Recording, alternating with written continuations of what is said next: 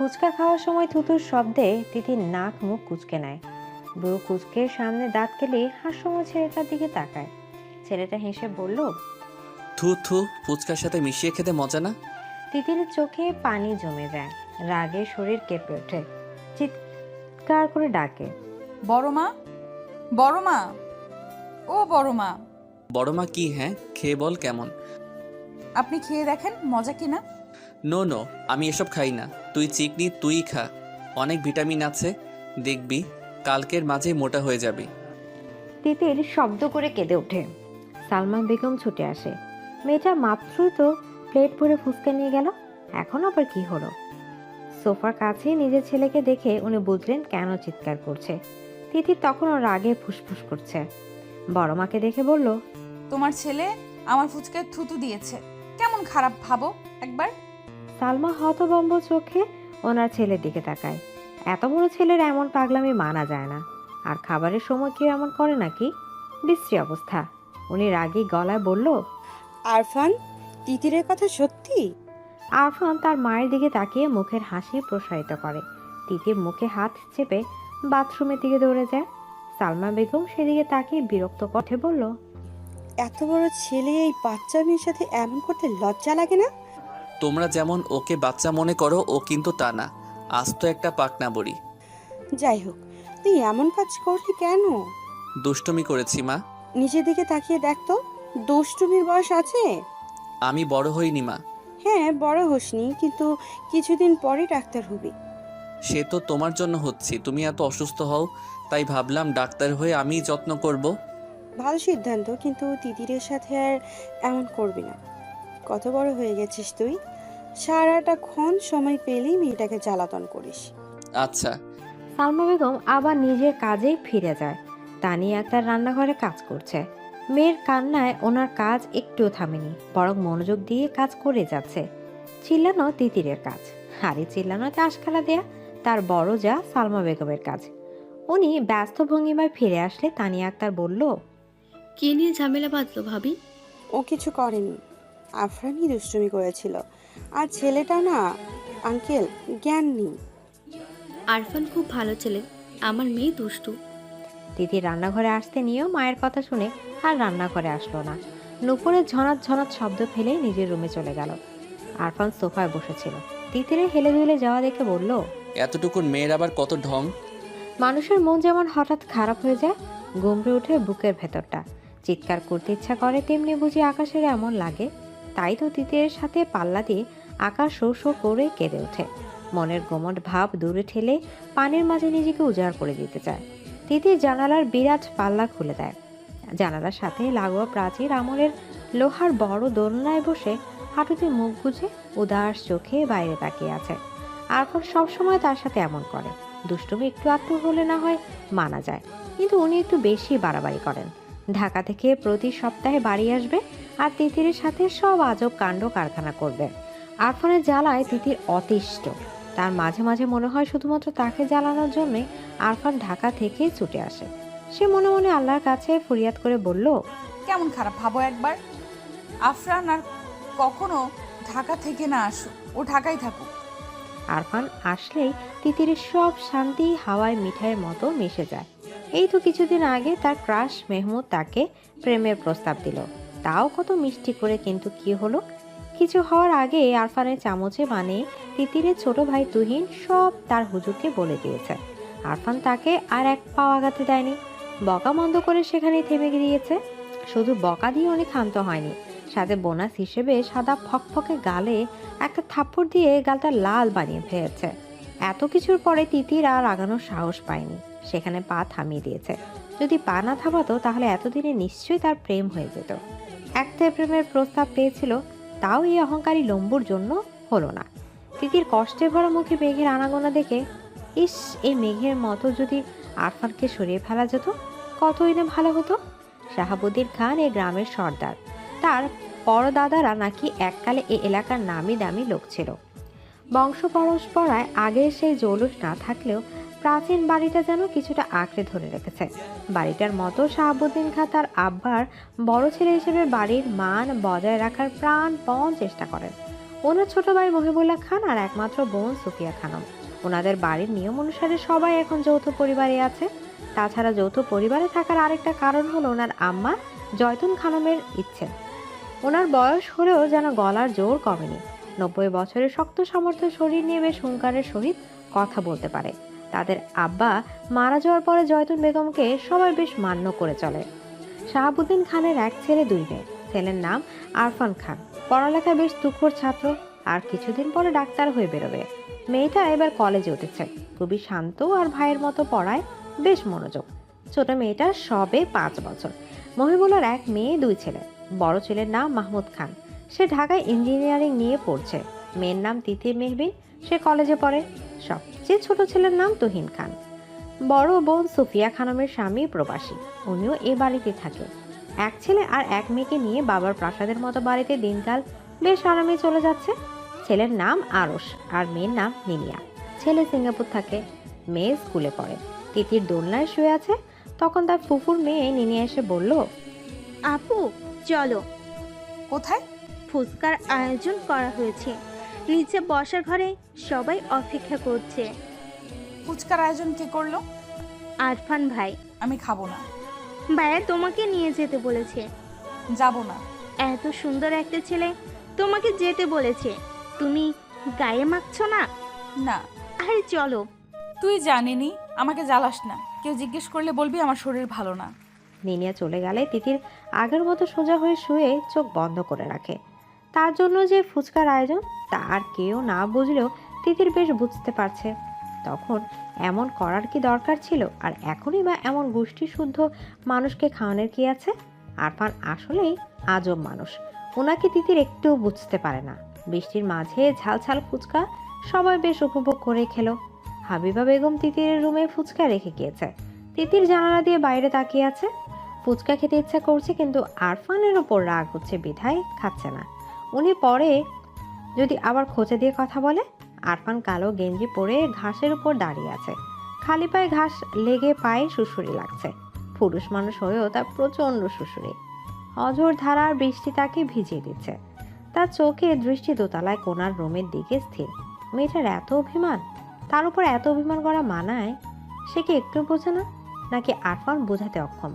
যদি কখনোই কিছু না বোঝাতে পারে তো? আরফানের বুকে ব্যথাটা লুটোপুটি খায়। নিজের দিকে তাকিয়ে তিতির চমকে যায়। আরফান বৃষ্টিতে ভিজছে, তাও ক্ষণে ক্ষণে তার রুমের দিকে তাকাচ্ছে। সে উঠে বসে, ইশারায় আরফানকে বোঝায় কি সমস্যা। আরফান হাসে, সুন্দরতম হাসি দিয়ে অবুঝ বালিকাকে ঘায়াল করতে চায়। কিন্তু মেয়েটা কিচ্ছু বোঝে না। সে কি আসলে অবুঝ, নাকি অবুঝ হওয়ার নাটক করে? তিতির আরফানের নাম্বারে ফোন দেয় আর আরফানকে হাত দিয়ে মোবাইলের ইশারা করে। আরফান বুঝতে পেরে সিঁড়িতে রাখা মোবাইলের দিকে এগিয়ে যায়। হ্যালো। আপনি ভিজতেছেন কেন? ইচ্ছে হলো। জ্বর আসবে। ডাক্তারদের জ্বর আসে না। কোথায় লেখা আছে? লেখা থাকতে হবে না, আমি বললেই গিনেস রেকর্ড হয়ে যাবে। কচু। ফুচকা খাসনি কেন? ভালো লাগেনি। অবুঝ বালিকা না বললেও আরফান ঠিকই বালিকার মনের সুপ্ত অভিমান বুঝে যায়। তাহলে আমার জ্বর আসুক, জ্বরে পড়ে আমি মরে যাই, তাহলে তোর শান্তি। আমার ফুচকা খাওয়ার সাথে আপনার মরা বাঁচার কি সম্পর্ক? তুই একটা বলদ, এত সব বুঝবি না। হুম। তাহলে আমার মরা কনফার্ম। আমি তেমন কিছু বলিনি। বলা লাগবে না। তিতির সত্যি আরফানের এমন পাগলামো রাগা মাথায় কিছুই বুঝতে পারে না, কিন্তু এভাবে ভিজলে আসলে জ্বর আসবে। সে বলল, খাচ্ছি। আরফান কাপড়ে মোবাইল পেঁচিয়ে জানালার সামনে এসে দাঁড়ায়। তিতির ফুচকা খাচ্ছে। আরফান এক দৃষ্টিতে তিতিরের দিকে তাকিয়ে বলল, তুই কত মিষ্টি তা কি জানিন তিতির? মিষ্টি না ভাইয়া, ফুচকা অনেক ঝাল হয়েছে। আমি জানি না আমার কি হবে, আমি বোধহয় পাগল হয়ে যাব তিতির সোনা। বৃষ্টিতে তিতির কথাগুলো স্পষ্ট শুনল না, কিন্তু জানালা দিয়ে নিচে তাকে মিষ্টি করে একটি হাসি উপহার দিল। আরফান সেদিকে বিবশ চোখে তাকিয়ে থাকে। বুকের ভেতর অনুভূতিরা হুড়ুহুড়ি খায়। ইস, অনুভূতি এত ভয়ঙ্কর হতে পারে? বুকের যন্ত্রণা কি স্ট্রোকের সমস্যা, নাকি প্রেমের যন্ত্রণা? ইস, এই ব্যথার অবসান কোথায়? আরফানের বোন মারিয়া খুব ভালো ছাত্রী। মারিয়া আর তিতির একই ক্লাসে পড়ে, কিন্তু দুজনের চাল চলন পুরো উল্টো। মারিয়া আরফানের মতো মেধাবী, কিন্তু তিতির পুরো গাধা। তার মাথায় সে কিছুতেই লেখাপড়া ঢুকাতে পারে না। লেখাপড়া তার কাছে এত কঠিন লাগে, মনে হয় লেখাপড়া বাদ দিয়ে বিয়ে হয়ে যাওয়া অনেক ভালো। কিন্তু ভাগ্যক্রমে তার বিয়ের নামও তোলা হয় না। সে নাকি এখনো ছোট, কিন্তু তার ইচ্ছে করে বিয়ে করতে। সেটা কাকে বোঝাবে? সে একটুও ছোট নেই, বেশ বড়ও হতে গিয়েছে। তিতিরের হাতে ধরে রাখা তথ্য যোগাযোগ প্রযুক্তি বই, ইন্টারনেটের বইটা তার কাছে এত কঠিন লাগে মনে হয় এটা বই না, স্বয়ং ডাকাতের আস্তানা। মাঝে মাঝে পড়তে গেলে তার কান্না চলে আসে। কেঁদে দুনিয়া ভাসিয়ে ফেলতে ইচ্ছা করে, কিন্তু সে কাঁদে না। তার আব্বা তাকে বলেছে খুব পড়াশোনা করতে, মারিয়ার মতো ভালো নাম্বার পাওয়াই চাই। ঘড়ির কাঁটা রাত 10টায় গিয়ে টিকটিক করছে। তিতিরের হাতে আইসিটি বই, একটা জায়গায় সে সমাধান করতে পারছে না, অথচ এই পড়াটা কালকেই ক্লাসে দিতে হবে। বই হাতে নিয়ে অলস ভঙ্গিমায় উঠে দাঁড়ায়, ধীর পায়ে মারিয়ার রুমের দিকে যায়। মারিয়া পড়ছে, তিতিরকে দেখে বলল, কি? তিতির মারিয়ার সামনে বই রেখে ধপাস করে বিছানায় শুয়ে পড়ে। ভীষণ ক্লান্ত গলায় বলল, পড়াটা বুঝিয়ে দে। মারিয়া তিতিরের দিকে তাকিয়ে আছে। তিতিরকে দেখে মনে হচ্ছে সে রাজ্যের ক্লান্ত, পড়ালেখা করে দুনিয়া উদ্ধার করে ফেলেছে। সে বইয়ের দিকে তাকিয়ে বলল, এটা আমিও পারি না। কি বলিস? তুই পারিস না? অবাক করা কথাবার্তা।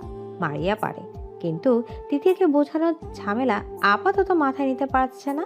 সে বলল, অবাক হওয়ার কথা হবে কেন? সব পারতে হবে এমন কোনো কথা আছে নাকি? তা ঠিক, কিন্তু কালকে এই পড়া না পারলে কপালে শনি আছে। আমি ক্লাসে গিয়ে শিখে নেব। তোর মাথা ভালো বোন, তুই পারবি। আমি আগে থেকে বুঝে মনে রাখতে পারি না, আর ক্লাসে দেখলে পারবো? অসম্ভব। বুঝলাম। এই বই বের করেছে কোন শালায়? কি আবল তাবল লেখা, অসহ্য। পড়া তো সহজে, তুই পারিস না তাই বল। আমি পারি, কিন্তু বইটাই আমাকে বোঝাতে পারে না। কি করি এখন? উপায় একটা আছে। কি উপায়? ভাইয়ের কাছে যা, এক তুড়িতে মাথায় প্যারাকের মতো বসিয়ে দেবে। অসম্ভব, তোর ভাই আস্ত খবিস, দেখলেই মারে। তোর ভাই এই মাসুম জানের ভয় আছে। আচ্ছা, তাহলে কালকে স্যারের মার খাবি। ভাইয়া মারলে কেউ দেখবে না, কিন্তু স্যার পুরো ক্লাসের সামনে ইজ্জত দফা করে দেবে। সেটাই ভালো হবে। তিতির ভেবে দেখে কথা ঠিক। সে আলগোছে উঠে দাঁড়ায়, বই হাতে নিয়ে আস্তে আস্তে তাহসানের রুমের সামনে যায়। তার ভাইয়া মাহু যদি বাড়ি থাকতো তাহলে এই লম্বুর কাছে আসাই লাগতো না। তাই ভাই ম্যাজিশিয়ানের মতো তার সব সমস্যার সমাধান করে দিতে পারে। কিন্তু সমস্যা হচ্ছে আরফানের মতো মাহমুদ এত তাড়াতাড়ি বাড়ি আসে না। তিতি দরজা ঠেলে ভেতরে ঢুকে। আরফান রুমে নেই, বাথরুম থেকে পানি পড়ার শব্দ আসছে। তিতির বুঝে পায় না রাতে কেন গোসল করতে হবে, দিনে তো করে আবার রাতেও। এই ডাক্তারের মাথায় নির্ঘাত সমস্যা আছে। দেখা যাবে রুগীকে ওষুধ না দিয়ে প্রতিদিন 5 বার গোসলের তালিকা দিয়ে দিল। এই ডাক্তার দ্বারা কোনো কিছুই অস্বাভাবিক না। তিতির ডাকলো, ভাইয়া ভাইয়া, বের হতে কি টাইম লাগবে? কেন? আমার পড়া একটু সমস্যা, বুঝিয়ে দেন। তুই বস। তিতির আরফানের বিছানায় পা মুড়ে বসে আছে। আরফানকে ভালো না লাগলেও আরফানের রুমটা খুব ভালো লাগে, খুব গুছানো। আর রুমে আসলেই বেলি ফুলের সুভাষযুক্ত ফ্রেশনারের গ্রানে মনটা তরতাজা লাগে। তিতির বই খুলে বসে আনমনে বলল, পড়া থেকে বিয়ে করে সংসার করা খুব সহজ। এই ঘরের মানুষ যে কেন বোঝে না আমার দ্বারা পড়াশোনা হবে না, বিয়েই আমার জন্য ঠিক। আরফান বাথরুম থেকে বেরিয়ে তিতিরের কথাটা শুনতে পায়। ব্রু কুচকে বলল, ও আচ্ছা, আপনার বিয়ের শখ হয়েছে? না ভাইয়া, আমি ছোট না। হ্যাঁ, পড়ার থেকে বিয়ে করে সংসার করা ভালো। দূর, এমনি বলেছি। বেশি পেকে গিয়েছিস। তিতির চুপ করে বসে থাকে। আরফান বলল, বিয়ের বয়স হলে এমনি বিয়ে হবে, পড়া বাদ দিয়ে বিয়ের ভূত মাথায় চাপাতে হবে না। মেয়ে মানুষ না, বিয়ের ভূত তো মাথায় আসবেই। আরফান এক দৃষ্টিতে তিতিরের দিকে তাকিয়ে থাকে। মনে মনে তিতিরের বউ সাজ কল্পনা করে নেয়। তারপর বলল, তিতির সবকিছু ভাবার একটা বয়স লাগে, যা এখনো তোর হয়নি। জি ভাইয়া। কি সমস্যা দেখা? তিতির বই বের করে আরফানের দিকে তাকায়। আরফান খুব ভালো করে তিতিরকে বুঝিয়ে দেয়। বোঝানোর পরে তিতিকে বলল, বুঝেছিস? হ্যাঁ। তাহলে এবার আমাকে বুঝা, কি বুঝেছিস? বোঝাতে গিয়ে তিতির বুঝতে পারলো সে কিছুই পারছে না। আরফানের দিকে তাকিয়ে বোকা বোকা হাসি দিয়ে বলল, ভাইয়া, আমি আপনাকে পরে বুঝিয়ে দেব। পরে কেন, এখনই বুঝা। মাথায় ধরে না তো।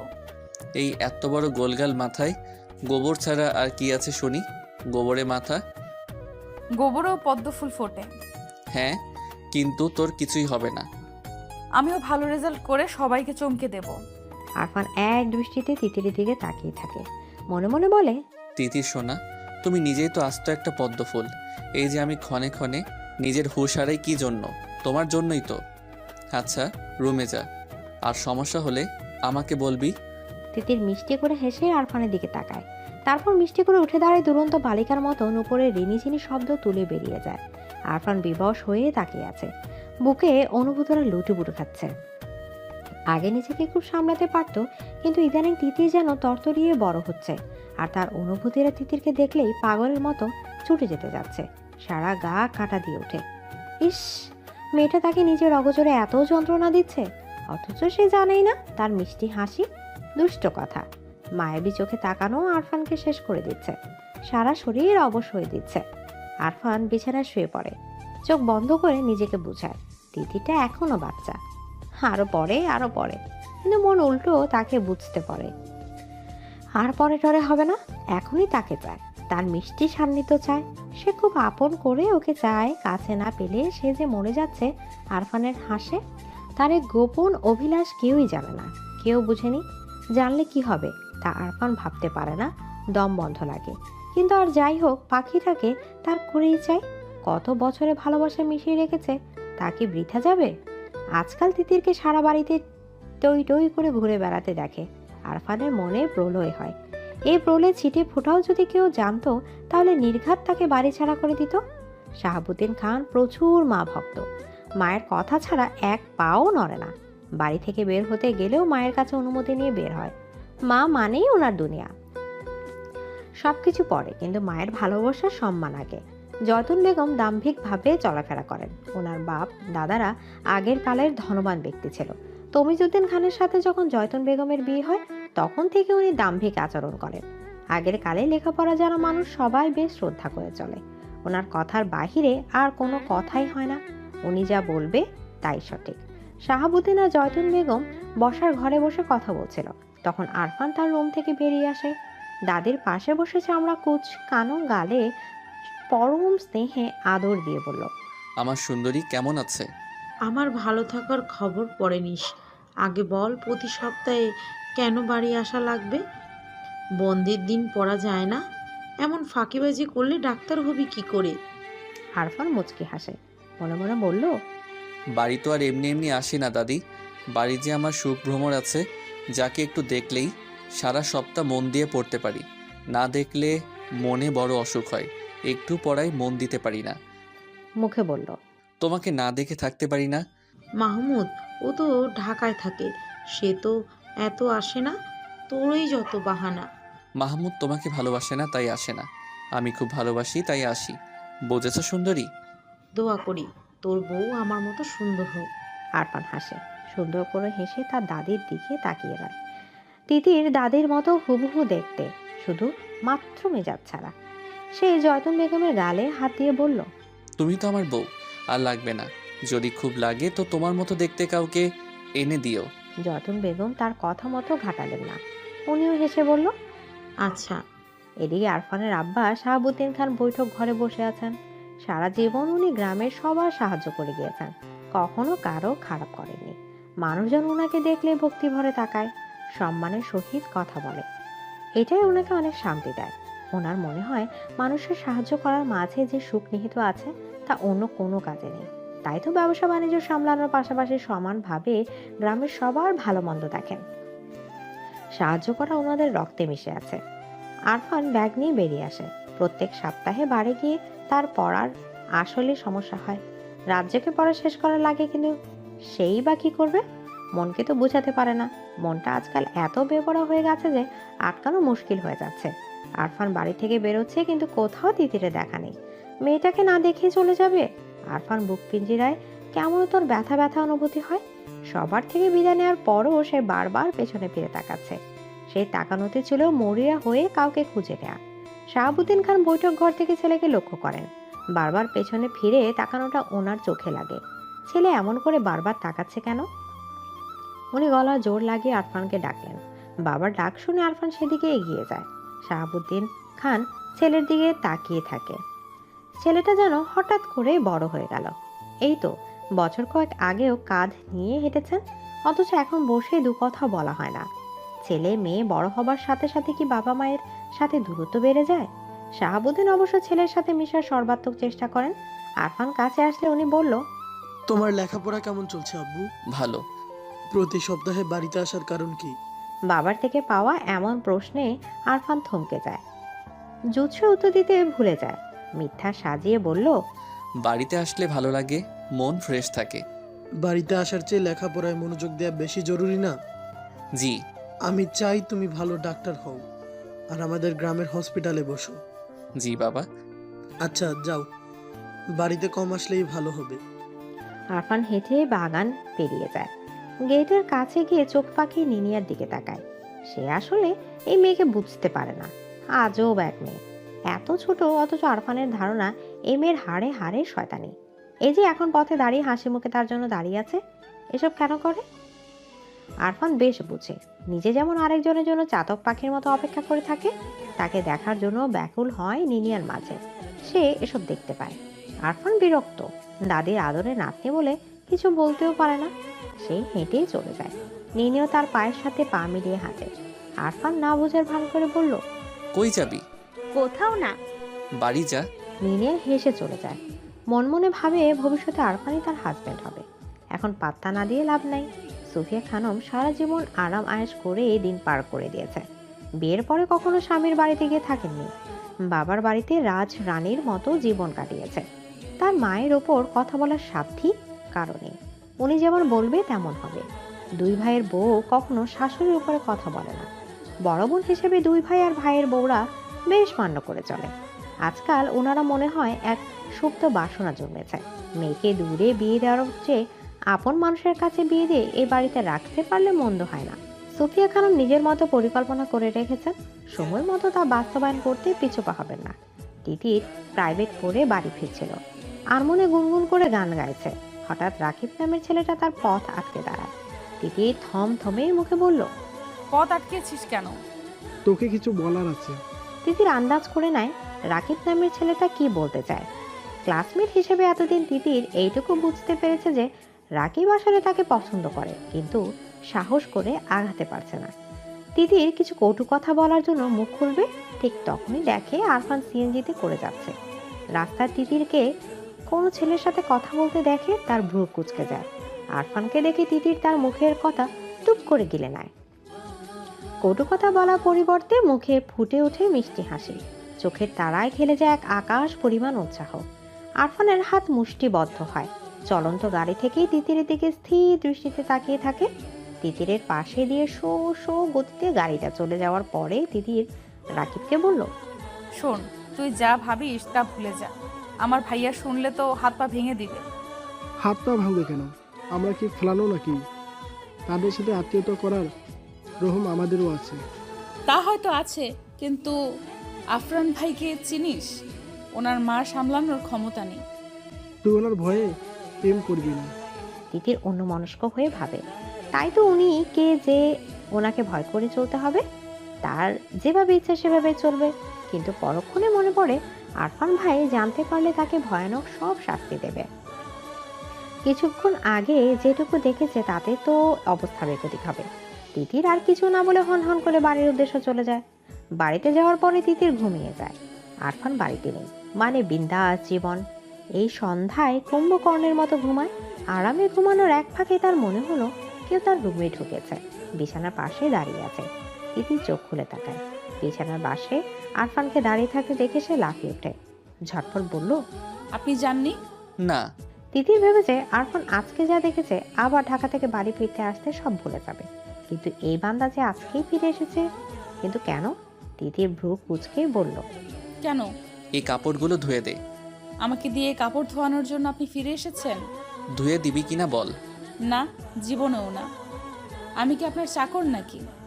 না, তুই আমার চাকর না, কিন্তু না ধুলে চাচুর কাছে এমন প্যাচ লাগাবো যে বাড়ি থেকে বেরোনো বন্ধ হয়ে যাবে।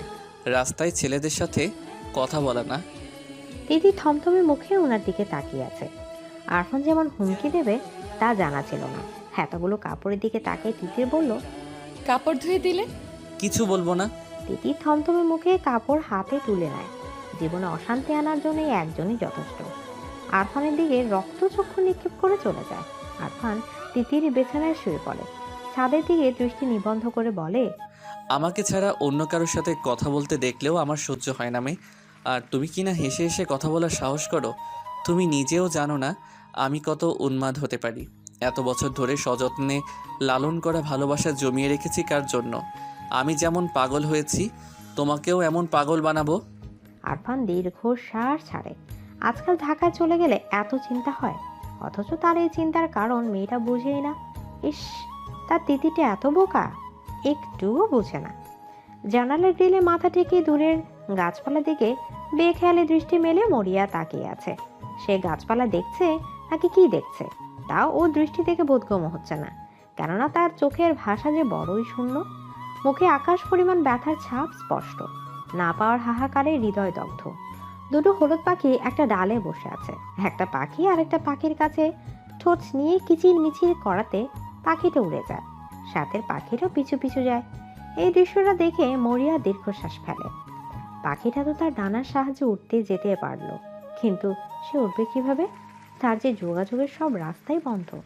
এই যে কোনো কথা না, যোগাযোগ না, একলা একা দিন কাটাচ্ছে। তার কেমন লাগে তা কি নিষ্ঠুর মনে পুরুষ জানে? সবার কাছে শান্তবাদী পাওয়া মেয়েটা দরজা আটকে মুখে হাত চেপে কাঁদে। এর অবসান কোথায় তা কি মাহমুদ জানে? মারিয়া দীর্ঘশ্বাস ছাড়ে। মাহমুদ তার চাচার বড় ছেলে, বর্তমানে ঢাকা ইঞ্জিনিয়ারিংয়ে পড়ছে। মারিয়া ছোটবেলায় মাহমুদকে আরফানের মতোই ভাই হিসেবে মানত, কিন্তু বড় হওয়ার পর বুঝতে পারে সে মাহমুদকে ভাই হিসেবে মানতেই পারছে না। মাহমুদকে ঘিরে হাজারো স্বপ্ন মনের গোপন কুঠুরিতে ডানা ঝাপটায়। মাহমুদকে দেখলে ঘুমিয়ে থাকা মনের রঙিন প্রজাপতির ঝাঁক উড়াউড়ি করে। আশেপাশে থাকলে অসহ্য সুখে পাগল পাগল লাগে। ভীষণ ভয়ঙ্কর বেপরোয়া ইচ্ছায় হৃদয় ক্ষণে ক্ষণে কেঁপে ওঠে। একসময় মারিয়া আবিষ্কার করে সে প্রেমে পড়েছে। হাত পা ভেঙে যাচ্ছে তাই ভাবে মাহমুদকে নিজের মনের সবটা দিয়ে ফেলেছে। মাহমুদকে ভেবে দিন রাত কাটাচ্ছে। মাহমুদ বিচক্ষণ ছেলে। মারিয়ার তাকানো কথাবার্তা অতিরিক্ত খেয়াল রাখা দেখলেই মুচকি হাসি আর কানে কানে বলে যায় ভীষণ ভুলের ইঙ্গিত। মাহমুদ মাথা নাড়ে। অবুঝের মতো কাজ করা যাবে না। মারিয়া তার বোন, সে মারিয়াকে ডেকে পাঠায়। ঘন কালো মেঘের গুরুম গুরুম ডাকের মাঝে বিশাল ছাদের এক কোনায় মারিয়া মাহমুদের সামনে দাঁড়িয়ে আছে। মারিয়া শতভাগ নিশ্চিত যে মাহমুদ তাকে জরুরি কিছু বলবে। মাহমুদ তাকে জরুরি কথাই বলেছে। এসব আবল তাবলি চিন্তা মাথা থেকে সরাতে বলেছে। সে তার সবটা চেষ্টা কাজে লাগিয়ে মারিয়াকে বোঝাতে চেয়েছে। মারিয়া বুঝেছে কিনা কে জানে, কিন্তু এরপর তাকে মাহমুদ বাড়ি আসলে সে সামনে যেত না। গভীর রাতে সবাই যখন ঘুমে মগ্ন, তখন পা টিপে টিপে মাহমুদের রুমে হাজির হতো। ভীষণ যত্ন নিয়ে ছুঁয়ে দিত মাহমুদের চুল। মুগ্ধ হয়ে তাকিয়ে থাকতো ঘুমে মগ্ন মানুষটার দিকে। আদর নিয়ে যত্ন নিয়ে মাহমুদের প্রতিটা জিনিস ছুঁয়ে দিত। মাহমুদ বাড়ি গেলেই মারিয়া এমন করত যেন তার অভ্যাসে পরিণত হয়েছে। কিন্তু একদিন মাহমুদের গেঞ্জি গালে লাগিয়ে চুপচাপ দাঁড়িয়েছিল। তখন পেছন থেকে শুনতে পায় মাহমুদ বলছে, আর কখন আমার রুমে আসবে না মারিয়া? মারিয়া জমে যায়। রাগী মাহমুদের গমগম কণ্ঠে আত্মা কেঁপে ওঠে। কাপা গলা বলল, আমি তো আপনাকে জ্বালাই না। মাহমুদ উঠে আসে। মারিয়া থেকে যথেষ্ট দূরত্ব রেখে দাঁড়ায়। আমি বলেছি আসবে না, সুতরাং আসবে না। মারিয়া কিছু বলতে যাবে তার আগে মাহমুদ চাপা হুঙ্কার দিয়ে বলল, বেরিয়ে যাও বেয়াদব মেয়ে। সেই যে বেরিয়ে গেল। আজ অবধি মারিয়া আর ওই রুমে যেতেই পারেনি। যাবে কিভাবে? মাহমুদ তো বাড়িই আসে না, আর রুম সবসময় তালাবদ্ধ থাকে। মাহমুদ যে মারিয়ার কারণেই বাড়ি আসে না তা সে জানে। অতীতের স্মৃতি বিচরণ করে মারিয়ার চোখ বেয়ে পানির ধারা দূরত্ব গতিতে ছুটে যায়। আজকে সে নিজেকে একটু আটকাতে পারছে না। মোবাইল হাতে নিয়ে মাহমুদকে ফোন দেয়। এমন কোনো দিন নেই সে মাহমুদকে ফোন দেয় না, কিন্তু সবসময় বন্ধ করে রাখে। আজকে ভাগ্য তার সহায় ছিল বলেই হয়তো খোলা পেল। মাহমুদ গম্ভীর গলায় বলল, হ্যালো। মারিয়া মনোযোগ দিয়ে মাহমুদের কণ্ঠের কথাগুলো নিজের বুক পিঞ্জিরায় গেঁথে নিল। ওনার কণ্ঠ শুনে তার গলায় কান্নার দল বেঁধে ছুটে আসে। উনি তাকে আহ্লাদে কিছু বলেনি যে এত আবেগী হয়ে মন খুলে কাঁদতে হবে, কিন্তু মারিয়ার ভীষণ কান্না পেল। বুকে জমিয়ে রাখা সবগুলো কষ্টদলা পাখি বেরোতে লাগলো। মাহমুদ বিরক্ত হয়ে বলল, ফ্যাসফ্যাস করছো কেন? আপনি বাড়ি আসেন না কেন? তা তুমি ভালো জানো। প্লিজ বাড়ি আসেন। তোমার মাথা থেকে ফালতু ভাবনাগুলো দূরে সরাও, তখনই আসবো। পারছি না তো, ভীষণ কষ্ট হয়। পারবে, মানুষ প্রাণ এমন কিছু এই পৃথিবীতে নেই। সম্ভব না, আপনাকে এত ভালোবাসি যে। মারিয়ার কথা অসম্পূর্ণ থাকতে মোবাইলের সংযোগ বিচ্ছিন্ন হয়। সংযোগ বিচ্ছিন্ন হওয়ার টুটটুট আওয়াজের সাথে মারিয়ার বুকটাও ভেঙে যায়। তিতির আজকাল খেয়াল করেছে আরফান তাকে বেশ গুরুত্ব দেয়। পরিবারের সবার সামনে কোনো আবদার রাখলে কেউ যদি না মানে তো আরফান কিভাবে যেন সবাইকে রাজি করায়, অথচ মুখে মুখে সারাক্ষণ তিতিরের সাথে রাগ দেখায়। আজকাল আরফানের তাকানোতে তিতিরে বুক রাগ লাগে। সব ছেলে কি এমন করে তাকায়, নাকি একমাত্র আরফানই তার দিকে এমন মায়া ভরা চোখে তাকায়? কলেজে যাওয়ার পর বান্ধবীরা আরফানের ফোন নাম্বারের জন্য ধরেছে, যেভাবেই হোক আরফানের সাথে কথা বলাতেই হবে। তিতির বলল, উনি এত রাগী, ওনার সাথে কথা বলে কি করবি? রাগী? তাতে কি, তুই জানিস না রাগী ছেলেরাই বউদের বেশি ভালোবাসে। আমার সাথে সেট করাই দে দোস্ত, আমি শুধু ওনাকেই চাই। সাইমা কথাগুলো স্বাভাবিক হলো কেন জানি তিতিরের গায়ে আগুন ধরে যায়। রাগী গলায় বলল, তুই কেন বউ হতে যাবি? সর সামনে থেকে। আরে চাতস কেন? বউ হলে ক্ষতি কি? না, তুই বউ হতে পারবি না। তাহলে কে বউ হবে? তুই? তিতির থমকে যায়। মনের আকাশে কল্পনা করে নেয় সে তিতিরের বউ। তারপর এক ছটকায় মাথা নেড়ে বলল, অসম্ভব। সারাদিন তোর পিছনে ঘুরে আমার মনে হয় চান্দু তোর জালেই ফাইসা গেছে। তিতির কখনো এসব ভাবেনি। সে ভেবাচাকা খেয়ে বলল, কি বলিস? তুই খেয়াল করিস না? সে আমার ভাই। হ্যাঁ, চাচাতো ভাই। কিন্তু ভাই তো। সমস্যা নেই, এই ভাই থেকে সাই বানাবো, বুঝলি? No problem. তিতির আর কোনো কথা বলেনি, চুপচাপ কলেজ শেষ করে বাড়ি এসেছে। মারিয়া হাজারটা কথা বলেও মুখ দিয়ে কোনো কথা বের করতে পারেনি। তিতির সারাক্ষণ এগুলো ভাবছে, আর কেমন একটা অস্বস্তি কাটার মতো গলায় আটকে আছে।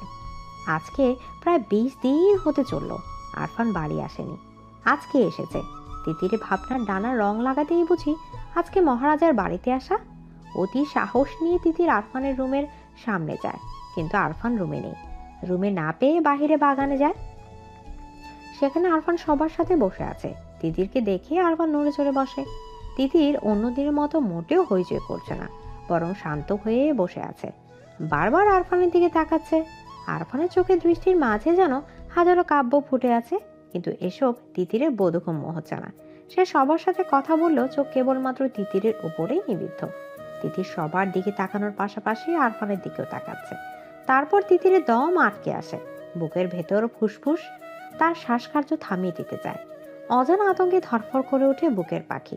সে যা ভাবছে আসলে কি তাই, নাকি সবটাই ভ্রম? সে বেখেয়ালে মাথা নেড়ে বলল, অসম্ভব। মাঝরাত। আরফান বারান্দা দাঁড়িয়ে আছে। পাশের রুমে তার প্রাণ ভোমরা ঘুমিয়ে আছে।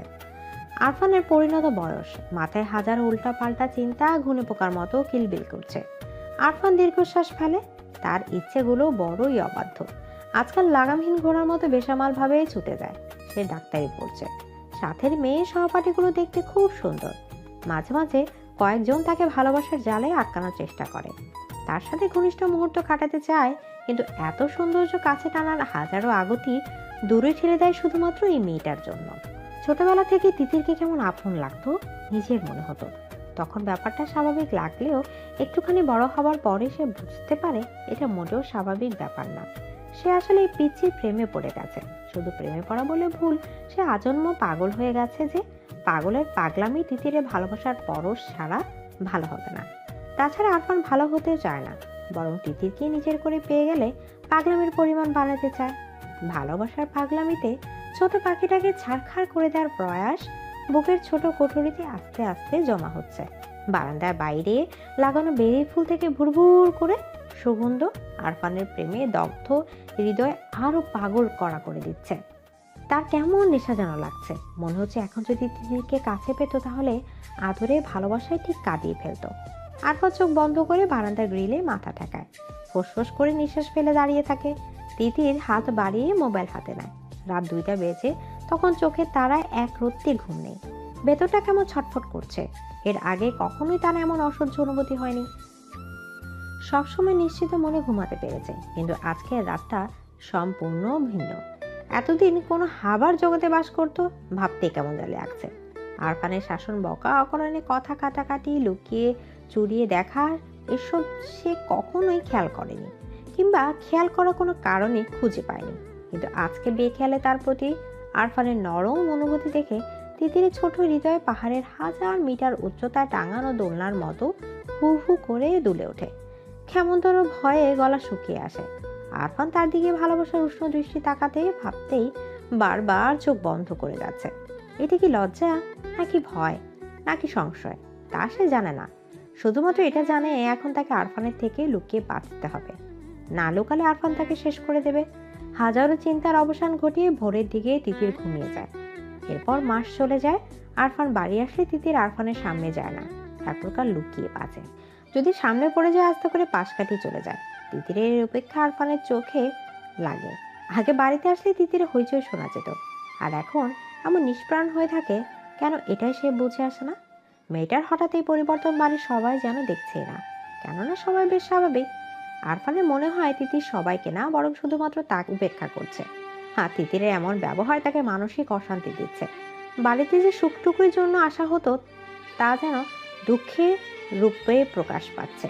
রাতের খাবার খাওয়ার জন্য সবাই যখন টেবিলে বসেছে তখন তিতির চুপচাপ নিজের খাবার গলধিকরণ করতে ব্যস্ত। পাশের একজোড়া গাঢ় চোখ যে তাকিয়ে দেখছে সেই ব্যাপারে অজ্ঞ হলেও না বুঝার ভান করে জলদি নিজের খাবার খেয়ে যাচ্ছে, যেন টেবিল থেকে যেতে পারলেই সে বাঁচে। আরফান আর চোখে সবটাই পর্যবেক্ষণ করে ভয় নিশানা খামচে ধরে পড়ে যায়। তার হওয়া পাখি কি অন্য কেউ দখল করে নিল? তা না হলে একটা মেয়ে এত দ্রুত কিভাবে পাল্টে যাবে? সে শুনেছে মেয়েরা প্রেমে পড়লে নাকি পরিবারকে সময় দিতে চায় না, সারাদিন বদ্ধ রুমে থাকতে পছন্দ করে। সবাই খাবার খেয়ে যে যার রুমে চলে যাওয়ার পর আরফান ছাদে যায়। মোবাইল বের করে তিতিরকে ফোন দেয়। আজকে সমাধান বের করবেই। তাকে এত উপেক্ষা কেন? মেয়েটা কি তাকে বাঁচতে দেবে না? এভাবে কি বাঁচা যায় নাকি? আজকে এর একটা ভিত করতেই হবে। আরফানের ফোন পেয়ে তিতিরের শ্বাস বন্ধ হয়ে যায়। গত 1 মাস ধরে মনের গোপন ঘরে জন্ম হওয়া ভাবনাটা বেশ যাচাই বাছাই করা হয়েছে, কিন্তু প্রতিবারই পজিটিভ রিভিউ পেয়ে ভয়ে আরো কুকড়ে গিয়েছে। আবার নিজেকে এটাও বুঝিয়েছে যে সব মনের ভুল। চাচাতো ভাই বোন হয়, তারা তাকাতেই পারে, এতে ক্ষতি কি? হয়তো তার আবেগপ্রবণ মন বেশি চিন্তা করে ফেলেছে। 1 মাস যাবৎ সে আরফানকে উপেক্ষা করেছে, যদিও আরফান মুখে কিছু বলেনি, কিন্তু তার সুচালো দৃষ্টি তিতি ঠিকই দেখেছে। তারপর সে আগের মতো স্বাভাবিক হতে পারেনি। আরফানের কথা ভাবতে ভাবতে তিতিরের মনেও হাজারো দুষ্ট চিন্তা এলোমেলো ঘুরে যায়। লজ্জায় কাঁপিয়ে দিয়ে যায় তিতিরের ছোট দেহ। তিতির আবারও ফোনের মৃদু রিনিচিনি শব্দে চমকে ওঠে। আরফান এনে 15 বার ফোন দিল, কিন্তু একটা বারও তিতির ফোন ওঠায়নি। সে ফোন যেমন উঠাবে না, তেমন আরফানও যেন ফোন দেওয়া বন্ধ করবে না। অগত্যা নিরুপায় হয়ে তিতির ফোনটা রিসিভ করে তার কানের সাথে লাগিয়ে নেয়।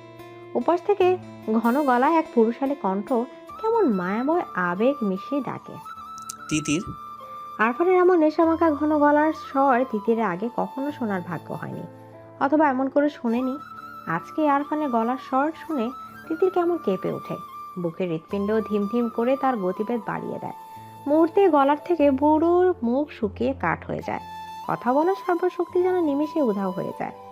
আচ্ছা, সে কি ডাক্তারের প্রেমে পড়ে যাচ্ছে? নিজের আবল তাবল চিন্তায় নিজেই মূর্ছা যায়। হুঁশ ফিরে আরফানের কথায়, আমার কথা শুনতে পাচ্ছিস? হ্যালো তিতির। জি ভাইয়া বলুন। কি করছিস? পড়ছি। এত রাতে পড়ছিস? সামনে পরীক্ষা তো, তাই। ভালো মেয়ে হয়ে গেছিস। আরফানের কথায় তিতির কি প্রতি উত্তর দেবে ভেবে পেল না। সে বলল, হ্যাঁ আচ্ছা তাহলে রাখি। না, ছাদে আয় তো। এত রাতে? হ্যাঁ, কোনো সমস্যা? আগেও অনেকবার সে আরফানের সাথে ছাদে দুষ্টুমি করেছে, কিন্তু আগের অনুভূতি আর এখনের অনুভূতি সে সম্পূর্ণ ভিন্ন। সে বলল, সকালে দেখা করব। তাহলে আমি তো রুমে আসি। না না। তাড়াতাড়ি আয় তিতির। কেন ভাইয়া? আমি খুব অসুস্থ, তাই। তাহলে কি বড় মাকে জাগাবো? তোকে এত পাকরামি করতে বলেছে কে? তুই আয় কুইক। তিতির কিছু বলার আগেই ফোনের সংযোগ বিচ্ছিন্ন হয়। তিতি ধীর পায়ে ছাদের দিকে যায়। সিটিকোটে জ্বালানো ছোট লাইটের আলো ছাদের নিকষ কালো অন্ধকার দূর করে দিয়েছে। সে আলোয় তিতির ছাদের এক কোণে আরফানকে আবিষ্কার করে। আলতো পায়ে এগিয়ে যায় সেদিকে। তিতিরের উপস্থিত টের পেয়ে আরফান তিতিরের দিকে ফিরে তাকায়। নিশ্চুপ হয়ে কিছুক্ষণ সামনে দাঁড়ানো রমণীকে পর্যবেক্ষণ করে। আরফানকে কিছু না বলে এমন করে তাকিয়ে থাকে দেখে তিতির হাফ সাফ করে ওঠে। তিতিরের অস্বস্তি বুঝতে পেরে আরফান অন্যদিকে তাকায়, তারপর বলল, কেমন আছিস? এক বাড়িতে থেকে এমন প্রশ্নে তিতির চমকায়। মাথা নাড়িয়ে আলতো স্বরে বলল, ভালো। আরফানের মনে হলো এবার অনুভূতি প্রকাশের সময় এসেছে। আর কত এই পাথরের মতো গভীর ভালোবাসা একা একাই বয়ে বেড়াবে? সে সোজা সাপটা প্রশ্ন করল, এমন ব্যবহার করার মানে কি? তিতির যা ভয় পাচ্ছিল ঠিক তাই। আরফান আর ভাবনা অনুযায়ী এগোচ্ছে। সে না বোঝার ভান করে বলল। কি ব্যবহার? আরফান অন্ধকার থেকে চোখ সরিয়ে তিতিরের দিকে তাকায়। তাকে তাকাতে দেখে তিতির অন্যদিকে তাকিয়ে নেয়। তুই বুঝিস না? কি বুঝবো? আমাকে এমন এড়িয়ে যাচ্ছিস কেন? কই এড়িয়ে যাচ্ছি? যাচ্ছিস না? না। আমার দিকে তাকিয়ে বল। তিতির আরফানের দিকে তাকায়। মায়াময় গভীর চোখের দৃষ্টি তাকে ঘুরে নিয়ে যাচ্ছে। সে বলল। কি বলবো? আমাকে উপেক্ষা কেন? এমনি। ঢাকা থেকে এত জার্নি করে এই উপেক্ষার জন্য আসি? কেন আসেন? কেন আসি তুই বুঝিস না? কি বুঝবো? আমার সুখটা এভাবে কেড়ে নিচ্ছিস কেন? আমি কিভাবে সুখ কেড়ে নিলাম? বুঝেও না বোঝার ভান করবি না। আপনি কি বলছেন? কিছু না। তিতির কি বলবে ভেবে পায় না। অতঃপর আস্তে করে আরফানকে ডাকলো। ভাইয়া। রুমে যা। তিতির পুরুষটার দিকে তাকিয়ে থাকে। হঠাৎ সে খেয়াল করে আরফানের কাছে থাকতে তার ভীষণ ভালো লাগছে। নিঝুম রাত, হালকা ঠান্ডা বাতাস, এতদিনে চাপা অশান্তি যেন নিমেষে কেমন সুখ ভাবে তাকে আলোড়িত করছে। ছাদ থেকে যেতে একটু ইচ্ছা করছে না, বরং মাথার ভয়ঙ্কর সব ছেলে মানুষের চিন্তা ঘুচিয়ে যাচ্ছে। হাত পা শিরশির করে তাকে সাহস দিচ্ছে, কাছে যাওয়ার বাহানায় উস্কে দিচ্ছে। কিন্তু পুরুষটি যে নিজেই তাকে চলে যাওয়ার জন্য বলেছে, সেখানে সে থাকবে কিভাবে? তিতির আস্তে করে বলল, চলে যাব। তিতিরের কণ্ঠে আরফান তিতিরের দিকে তাকায়। এমন অশান্ত অগোছালো আরফানকে তিতির চিনেই না। আরফানের চোখের দিকে তাকিয়ে তিতিরের কেমন সুখের ঘন্টা ঝনঝন করে বেজে উঠল। কেঁপে উঠল ছোট দেহ। আরফান আর তিতির একে অপরের দিকে তাকিয়ে আছে। আরফান কিছু বলার আগেই তিতির চলে যেতে চায়। ভয়ঙ্কর কিছুর আশঙ্কা তাকে দোলা দিচ্ছে, কিন্তু পা দুটো বড়ই সর্বনাশ, একদম নড়তে যাচ্ছে না। হঠাৎ তিতিরের সামনে আরফান ঝড়ের গতিতে এসে উপস্থিত হয়। তিতিরকে কিছু বুঝে ওঠার আগে নিজের সাথে আঁকড়ে ধরে তিতিরের ছোট দেহ। তিতির কেঁপে ওঠে, দম বন্ধ করে নেয়। আরফানের মাথায় যেন এতদিনে সব নেশা একসাথে চেপে এসেছে। জগৎ, সংসার, সম্পর্ক সবকিছুর কথা ভুলে আলতো করে চুমু খায় তিতিরের নরম ঠোঁটে। পরপর কয়েকটা চুমু দিয়ে থেমে যায়। আবছা ভাবে তিতিরের প্রতিক্রিয়া বোঝার চেষ্টা করে। তিতিরকে চুপচাপ থাকতে দেখে আরেকটা মিষ্টি চুম্বন দেয়। আরফানের এমন হঠাৎ আক্রমণে তিতিরের বুকে নতুন জোয়ার এনে দেয়। তাকে পরিচয় করিয়ে দেয় ভালোবাসার এক অনন্য সুখের সাথে। বালিকার বুকে সমুদ্র উত্তাল ঢেউ আছড়ে পড়ে, এলোমেলো করে দেয় তাকে। দুহাত দিয়ে আঁকড়ে ধরে লম্বা বলিষ্ঠ পুরুষটাকে। থেমে যাওয়া ঠোঁটের স্পর্শ আবারও নতুন করে জাগিয়ে দেয়। তিতিরের এইটুকু আহ্বান আরফানকে পাগল করে তোলে। এতদিনে জমিয়ে রাখা সবটা ভালোবাসা পাগলের মতো মাথা নাড়া দিয়ে ওঠে। অথচ দুজনে কেউ কাউকে ভালোবাসার কথা বলেনি। বুকের ভেতর অনুভূতি টানা ঝাপটানো কথাই বলেনি। অনুভূতির সূক্ষ্ম বাক্যগুলো যেও কাউকে দেখায়নি, কিন্তু তাদের কাছাকাছি আসা হয়ে গেছে। মিষ্টি ঠোঁটের কোণে একটু একটা ভালোবাসার ছাপ দৃশ্যমান। আরফান ফিসফিস করে বলল, আমার তিতির পাখি, খুব ভালোবাসি সোনা। দীর্ঘ 5 মাস পরে মাহমুদ বাড়ি আসে। বাড়ি আসার প্রচন্ড ইচ্ছা থাকলেও সে একবারও বাড়ি মুখো হয় না। সাধারণ সম্পর্ককে সে অন্য নাম দিতে রাজি না। তাছাড়া এটা কখনো সম্ভব না। এতদিন পরে হঠাৎ করে মনটা বাড়ির জন্য আনচান করে ওঠে। এদিকে পড়ালেখাও প্রায় শেষ। তাই তো কাউকে কিছু না জানিয়ে রাতের বাসে করে সকালে এসে বাড়িতে পৌঁছায়। মহিবুল্লাহ খান ছেলেকে পেয়ে খুব খুশি হয়ে যায়। শুধু মহিবুল্লাহ, কোনো বাড়ির প্রত্যেকে খুশি না। বাড়ির বড় সন্তান শাহাবুদ্দিন খান হলেও ওনার ছেলে আরফান জন্ম নেওয়ার আগেই মহিবুল্লাহর ছেলে মাহমুদ জন্মগ্রহণ করেছে। সুতরাং প্রথম বাচ্চা হিসেবে মাহমুদই সবারই প্রিয়। তাছাড়া প্রিয় না হওয়ার কোনো কারণও অবশ্য নেই। মাহমুদ খুব শান্ত ও নিবিড় প্রকৃতির মানুষ। কিছু মানুষ আছে না দেখলে প্রচন্ড ভালো লাগে, মাহমুদ তেমন মানুষ। এতদিন পরে নিজের ছেলেকে পেয়ে তানিয়া তার আনন্দে আত্মহারা হয়ে যায়। সেই যে আসার পরে ছেলেকে আঁকড়ে ধরেছে, এখন এইভাবে আছে। খুশিতে চোখে পানি চলে আসার উপক্রম। তানিয়ার এমন আহ্লাদীপনায় ওনার শাশুড়ি জয়তুন বেগম বিরক্ত হন। কই, উনিও তো মাহমুদকে ভালোবাসেন, এমন তো করেন না।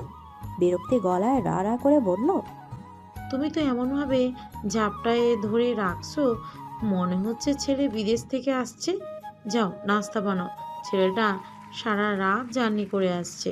তানিয়া আক্তার মাহমুদের দিকে তাকায়। উনি মাহমুদকে জন্ম দিয়েছেন, অথচ ছেলেটা লম্বায় ওনাকেও ছাড়িয়ে গেছে। মায়াভরা হাতে মাহমুদের গালে হাত দিয়ে বলল, আপনি এসব বুঝবেন না আম্মা। ছোট ছেলে বউয়ের কথাটা জয়তুন বেগমের ঠিক পছন্দ হলো না। উনি ব্রু কুঁচকে বলল, না না, আমি বুঝবো কেন? আমি কি আর সন্তান জন্ম দিয়েছি? সন্তান তো শুধুমাত্র তোমরাই জন্ম দিয়েছো, যত সব ঢং। শাশুড়ির মাথায় তানিয়া কিছুই মনে করে না। সে তার শাশুড়ির কটু কথায় অভ্যস্ত। মাহমুদ দাদির দিকে তাকিয়ে বলল, দাদি, তুমি ওকে মিস করনি? মাহমুদ কথা শুনে জৈতুন বেগমের মুখে হাসি ফুটে ওঠে। নরক স্বরে বলল, অনেক মিস করেছি ভাই। আমি তোমাকে খুব মিস করেছি। তানিয়া একটা ছেলেকে কি দিয়ে নাস্তা করাবে সেই নিয়ে ব্যস্ত হয়ে পড়ে। মাহমুদ ফ্রেশ হতেই রুমে চলে যায়। অনেক দিনের ময়লা রুমে এসেও তার এক অজানা শান্তি লাগে। মনের কুড়িতে প্রশান্তিময় বাতাস ছুঁয়ে যায়। নিজ হাতে ঝেড়ে ঝুড়ে রুমটা ঠিক করে গোসল করে রুম থেকে বের হয়। সোফায় বসে টেবিলের দিকে নজর যায়। মারিয়া চুপচাপ নিজের খাবার খাচ্ছে। সে এক দৃষ্টিতে মারিয়ার দিকে তাকিয়ে আছে।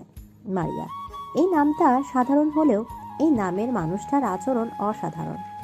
মানুষটা ছোট হলেও নিজেকে নারী হিসেবে প্রকাশ করতে খুব ব্যস্ত। তখনই মারিয়ার চোখের দৃষ্টি সোফার দিকে পড়তে সে স্তব্ধ হয়ে যায়। চোখের গোলক বড় হয়ে তাকিয়ে থাকে। মাহমুদের চোখের গরম দৃষ্টি দেখে মারিয়া মাথা নিচু করে দেয়।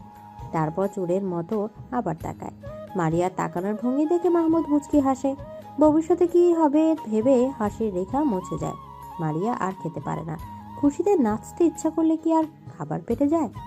সে উঠে বিড়ালের মতো পা ফেলে রূপের দিকে ছুটে আর মনে মনে আল্লাহর কাছে ফরিয়াদ করে, আল্লাহ, এটা যেন সত্যি হয়। মাহবুব যেন সত্যি বাসায় আসে। এমন স্বপ্ন সে দেখতে চায় না। মারিয়া রুমে এসে আয়নায় নিজেকে দেখে। চেহারাটা দেখতে খুব মলিন আর রুক্ষ লাগছে। এতদিন ছন্ন ছাড়া চলাফেরার কারণে চেহারার অবস্থা খুবই করুণ। তার নিজের ওপর খুব রাগ হলো। আর একটু সুন্দর করে থাকলে তো এই ফকিনের মতো চেহারা নিয়ে মাহমুদের সামনে পড়তে হতো না। খেয়ে আলমারি খুলে নতুন জামা বের করে বাথরুমে যায়। আজকে খুব পরিপাটি হয়ে থাকা চাই। সারা রাত কেঁদে তিতিরের ফর্সা গাল লাল টকটকে হয়ে আছে। চোখের অবস্থা আরো করুণ, অস্বাভাবিকভাবে ফুলে উঠেছে। কিন্তু সকাল হয়ে গিয়েছে যে এবার তো রূপ থেকে বেরোতে হবে। ইতিমধ্যে তানিয়া একটার কয়েকবার ডেকে গিয়েছে। তিতির বাথরুমে গিয়ে মুখে বেশি করে পানির ঝাপটা দেয়। আয়না নিজের দিকে তাকিয়ে চোখের পর্দায় ভেসে ওঠে রাতের মুহূর্তটুকু। ইচ্ছাই হোক আর অনিচ্ছাই হোক, হঠাৎ করে যাওয়া কাজটায় দুজনেই বিব্রত হয়। আরফান তিতিরের দিকে তাকিয়ে কিছু বলবে, তার আগে তিতির এক অভাবনীয় কাজ করে ফেলে। রাগে দুঃখে ঠাস করে আরফানকে এক থাপ্পড় দিয়ে সরিয়ে দেয়। ভালোবাসার কথা না বলে এমন করে ছুঁয়ে দেওয়ার সাহস হলো কি করে? অথচ ভুলে গেল আরফানের স্পর্শে সে নিজেও সাড়া দিয়েছিল। তাই তো আরফান গভীরভাবে ছুঁয়েছে। তিতিরের এমন কাজে আরফান হতবম্ব হয়ে গেছে। হাত দিয়ে গা ছুঁয়ে ফ্যালফ্যাল করে তিতিরের দিকে তাকিয়ে আছে। তিতির হিস হিস করে বলল, আপনি খুব খারাপ। তুই খারাপ না? তিতিরে বিবেক প্রশ্নের উত্তর জানে কিন্তু মানতে নারাজ। সে কাঁদে ফুপিয়ে ওঠে, কান্নার তোড়ে কেঁপে ওঠে। মাথা নেড়ে বলল, অসভ্য লোক। আরফান হতবাক, কি বলবে মাথায় আসে না। সে অসহায় গলায় বলল, তুইও তো ঝাপটে ধরলি তিতির। আপনি সুযোগ নিয়েছেন, আমাকে একা ছাদে ডেকে খুব খারাপ কাজ করে ফেলেছেন। আর কখনো আমার সাথে কথা বলার চেষ্টা করবেন না। যদি কোনো রকম চেষ্টা করেন তো আমি বড় আব্বুকে বলে দিব। কান্নারত অবস্থায় তিতির নিচে চলে যায়। ছাদের পরিবেশ ততক্ষণে থমথমে রূপ ধারণ করেছে। ঠান্ডা ঝিরিঝিরি বাতাস স্তব্ধ আরফানকে বিবেকের চরম দংশনে রেখে তিতির পালিয়ে যায়, রেখে যায় আরফানকে। ফজরের আজানের পর আরফান ব্যাগ হাতে রুম থেকে বেরোয়। মায়ের কাছে বিদায় নিয়ে ঢাকার উদ্দেশ্যে নিয়ে বেরিয়ে পড়ে। এত সকালে কেন যাচ্ছে এই নিয়ে হাজারা প্রশ্ন করে সালমা বেগম। আরফান জানায়, তার জরুরি কাজ পড়ে গিয়েছে, না গেলে হবে না, তাই এত সকালে যাওয়া। সালমা বেগম আর এত ঘাটালেন না। আরফান ওরঞ্চটির স্বভাবে, তাই তার কাছে কোনো সন্দেহ ইলিশ মাত্র রইল না। সারা রাস্তা আরফানের মুখ থমথম হয়েছিল। কখন যেন চোখ জ্বালা করতে করতে লাল টকটকে হয়ে গিয়েছে। সে কি আসলে সুযোগ নিয়েছে? আর তিতির যে তাকে আঁকড়ে ধরে আরো কাছে টানলো সেটা। তিতির রুম থেকে বেরিয়ে সোফায় পুরুষ ভাবায় কাউকে বসে থাকতে দেখে ভাবলো এটা আরফান। মাথা নিচু করে পাশ কাটিয়ে চলে যেতে চাইলে তখন সামনে বসা পুরুষ তাকে ডাকে। চিরপরিচিত ভাইয়ের কণ্ঠ শুনে তিতির চমকে যায়। মাথা তুলে ভাইয়ের দিকে তাকে খুশিতে হাসে। মাহমুদ হাত ধরে আদরে বোনকে পাশে বসে। বোনের চেহারার দিকে ব্রু কুচকে তাকিয়ে বলল, কি খবর তিতি পাখির? ভালো। তুমি এতদিন আসনি কেন ভাইয়া? তিতিরের লাল চোখ জোড়া মাহমুদের নজর এড়ায় না।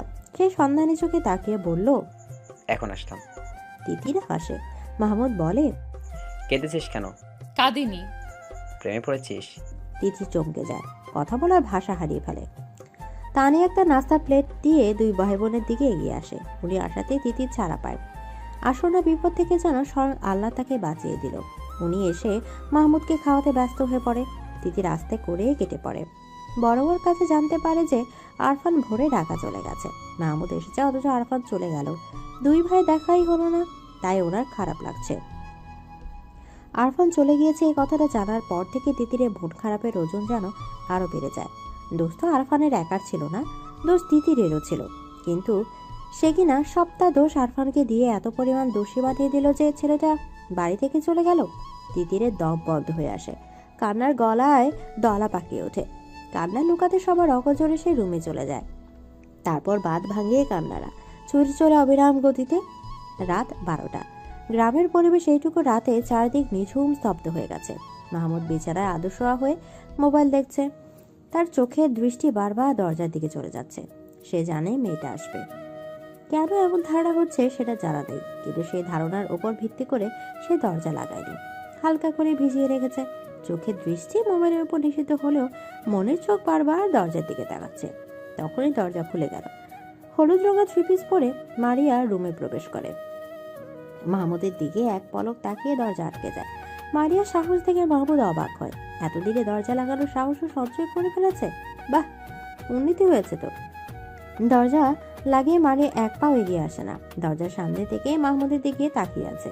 মাহমুদ হাতের মোবাইল বিছানায় রেখে মারিয়াকে বিব্রত করতেই কিনা এক দৃষ্টিতে মারিয়ার দিকে তাকিয়ে থাকে, কিন্তু মারিয়া বিব্রত হয় না, বরং দু কদম এগিয়ে আসে। মাহমুদ বলল, কি সমস্যা? সেটা তো আপনি বলবেন। কি বলবো? আপনার কি সমস্যা? আমার তো কোনো সমস্যা নেই। যদি সমস্যা নাই থাকে তাহলে সবাইকে ভালো মন্দ জিজ্ঞেস করলেন, অথচ সারাদিনে একবারও আমাকে জিজ্ঞেস করলেন না আমি কেমন আছি। তোকে দেখে মনে হয় তুই খুবই ভালো আছিস, এটা আর জিজ্ঞেস করবো কি? আমাকে দেখে আপনার ভালো আছে মনে হলো? হ্যাঁ। অথচ আমি একটুও ভালো নেই। কেন? মারিয়া চুপচাপ দাঁড়িয়ে থাকে। মাহমুদ বিছানা থেকে নেমে আসে। মারিয়ার কাছাকাছি দাঁড়াতে মারিয়া বলল, আপনি সব বুঝেও না বুঝার ভান করেন কেন? কারণ এই বেশি বোঝাটা ভালো কোনো কিছু বয়ে আনবে না, তাই। ভালো কিছু তো হতে পারে। পারে না। মারিয়া চোখের কোণে পানি টলমল করে ওঠে। বুকে ব্যথা হয়, ফিসফিস করে বলল, মাহমুদ ভাই। মারিয়ার কথা শেষ করার আগে তাকে থামিয়ে মাহমুদ বলল, এত রাতে আমার রুমে এসেছিস কেন? কেউ দেখলে তখন কেলেঙ্কারি হয়ে যাবে। মারিয়ার হঠাৎ এক অপ্রীতিকর কাজ করে বসে। হাঁটু মুড়ে মাহমুদের পা আঁকড়ে ধরে বলল, আপনি আমাকে এত অবহেলা করবেন না প্লিজ। আমার মনে হয় আমি মরে যাব। মারিয়ার কাছে মাহমুদ বিব্রত হয়, হাত দিয়ে মারিয়াকে উঠাতে চায়। মারিয়া কান্না ভেজা গলায় বলল, এত ভালোবাসা আপনার চোখে পড়ছে না? কথা দিচ্ছি আমার মতো করে দুনিয়ায় আর কেউ আপনাকে ভালোবাসবে না। মাহমুদের বুকটা কেমন খা খা করে ওঠে। মারিয়ার কান্না তার একদম ভালো লাগে না। সে মারিয়াকে টেনে তুলে। এই প্রথমবারের জন্য মারিয়ার চোখের পানি পরম যত্নে মুছে দেয়। আস্তে করে বলে, আবার কান্নাকাটি কেন? মারিয়া কোনো কথা বলে না। মাহমুদ খুব কাছ থেকে মারিয়াকে দেখে উপলব্ধি করে সে হারিয়ে গেছে। তবে হারিয়েছে সেটা না জানা থাকলেও এটুকু বুঝতে পারছে অনেক আগেই গোপন কুটিরতে এই নারী জায়গা করে নিয়েছে। সে আস্তে করে বলল, এখন রুমে যা। মারিয়া আর বেহা হওয়ার সাহস করে না, চুপচাপ রুমে চলে যায়। সকালে নাস্তার টেবিলে সবাই উপস্থিত। শাহাবুদ্দিন খান মাহমুদকে ছোটবেলা থেকেই খুব আদর করে। নিজের কাঁধে করে কত হেঁটেছেন তার কোনো হিসাব নেই। মাহমুদকে কখনো ভাইয়ের ছেলে মনে করেনি।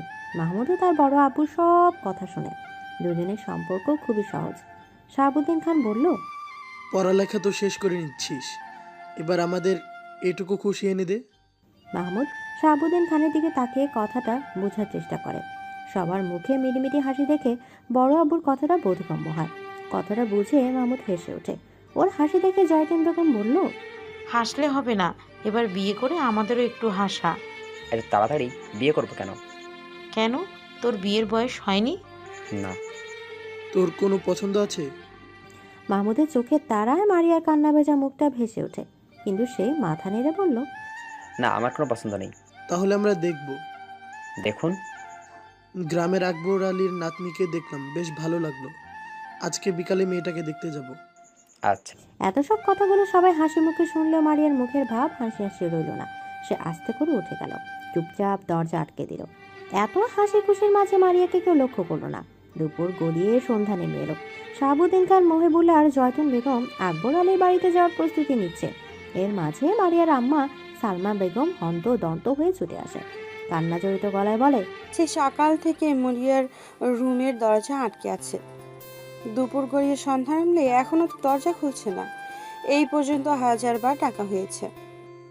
ঘুমাচ্ছে হয়তো। মারিয়ার ঘুম খুব পাতলা, একবার ডাকলেই উঠে যায়। এবার সবাই চিন্তিত হয়। কোনো উপায় না দেখে কাঠের দরজা ভেঙে ভেতরে ঢুকে মারিয়াকে ঘুমন্ত অবস্থায় পায়। তাকে জাগানোর চেষ্টা করলেও সে জাগে না। অবস্থা খারাপ দেখে মারিয়াকে হাসপাতালে নেওয়া হয়। হাসপাতালে নেওয়ার পর ডাক্তার তার চিকিৎসা করে জানায় ঘুমের ওষুধের কারণে এমন হয়েছে। এত ছোট মানুষের ঘুমের ওষুধ খাওয়ার কি দরকার, তা কারও বোধগম্য হলো না। গভীর রাতে মারিয়াকে বাসায় নিয়ে আসা হয়। শাহাবুদ্দিন খান চিন্তিত ভঙ্গিতে বসে আছে। এই এত কিছু ঘটে গেছে, অথচ মাহমুদ একটা শব্দ পর্যন্ত উচ্চারণ করেনি। কেমন গম্ভীর হয়ে আছে।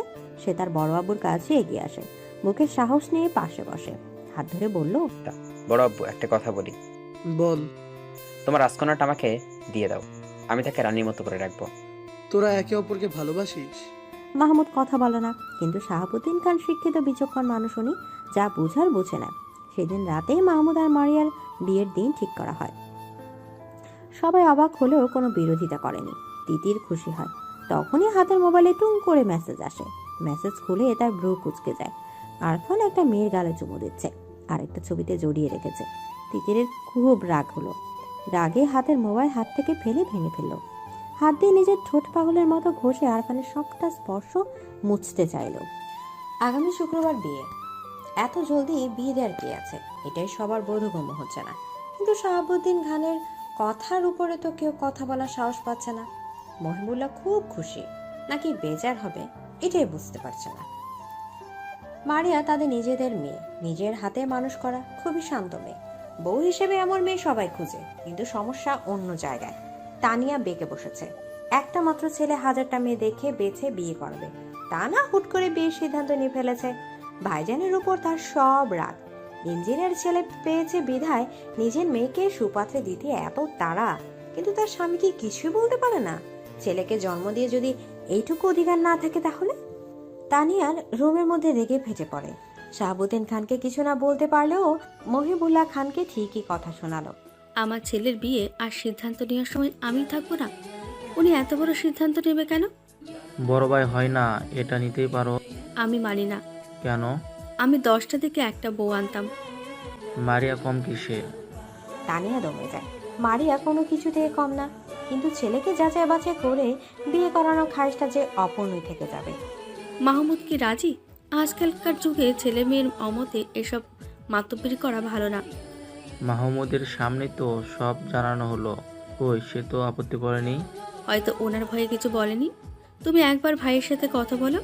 বাবা মায়ের রুম থেকে উচ্চ কণ্ঠ শুনে মাহমুদ সেদিকে যায়। দরজা গলিয়ে মাথা ঢুকিয়ে হেসে বলল, আসবা মা। হঠাৎ ছেলেকে দেখে দুজনেই বিব্রত বোধ করে। মাহমুদ রুমে ঢুকে আয়েশ করে বিছানা বসে বলল, হ্যাঁ, এবার বলো। তুই রাজি? আমি রাজি না হলে কি বিয়ে ঠিক হতো? তুই রাজি? মারিয়াকে আমার ভালো লাগে। তোমরা যেটা কখনো বুঝতে পারোনি, সেটা বড় আব্বু বুঝেছে। আর আমি চাই না তোমরা দুইজন এটা নিয়ে আর ঝগড়া করো। রুমের বাইরে থেকে সব স্পষ্ট শোনা যায়, সবাই খারাপ ভাবছে। মাহমুদ চলে যায়। তারপর থেকে মহিবুল্লাহ তা নিয়ে ব্যস্ত হাতে বিয়ের শপিং করে। সব আয়োজনে যেন কমতি না হয় সে খেয়াল রাখে। ছেলে যেহেতু পছন্দ করে, তাহলে আর না করে লাভ কি?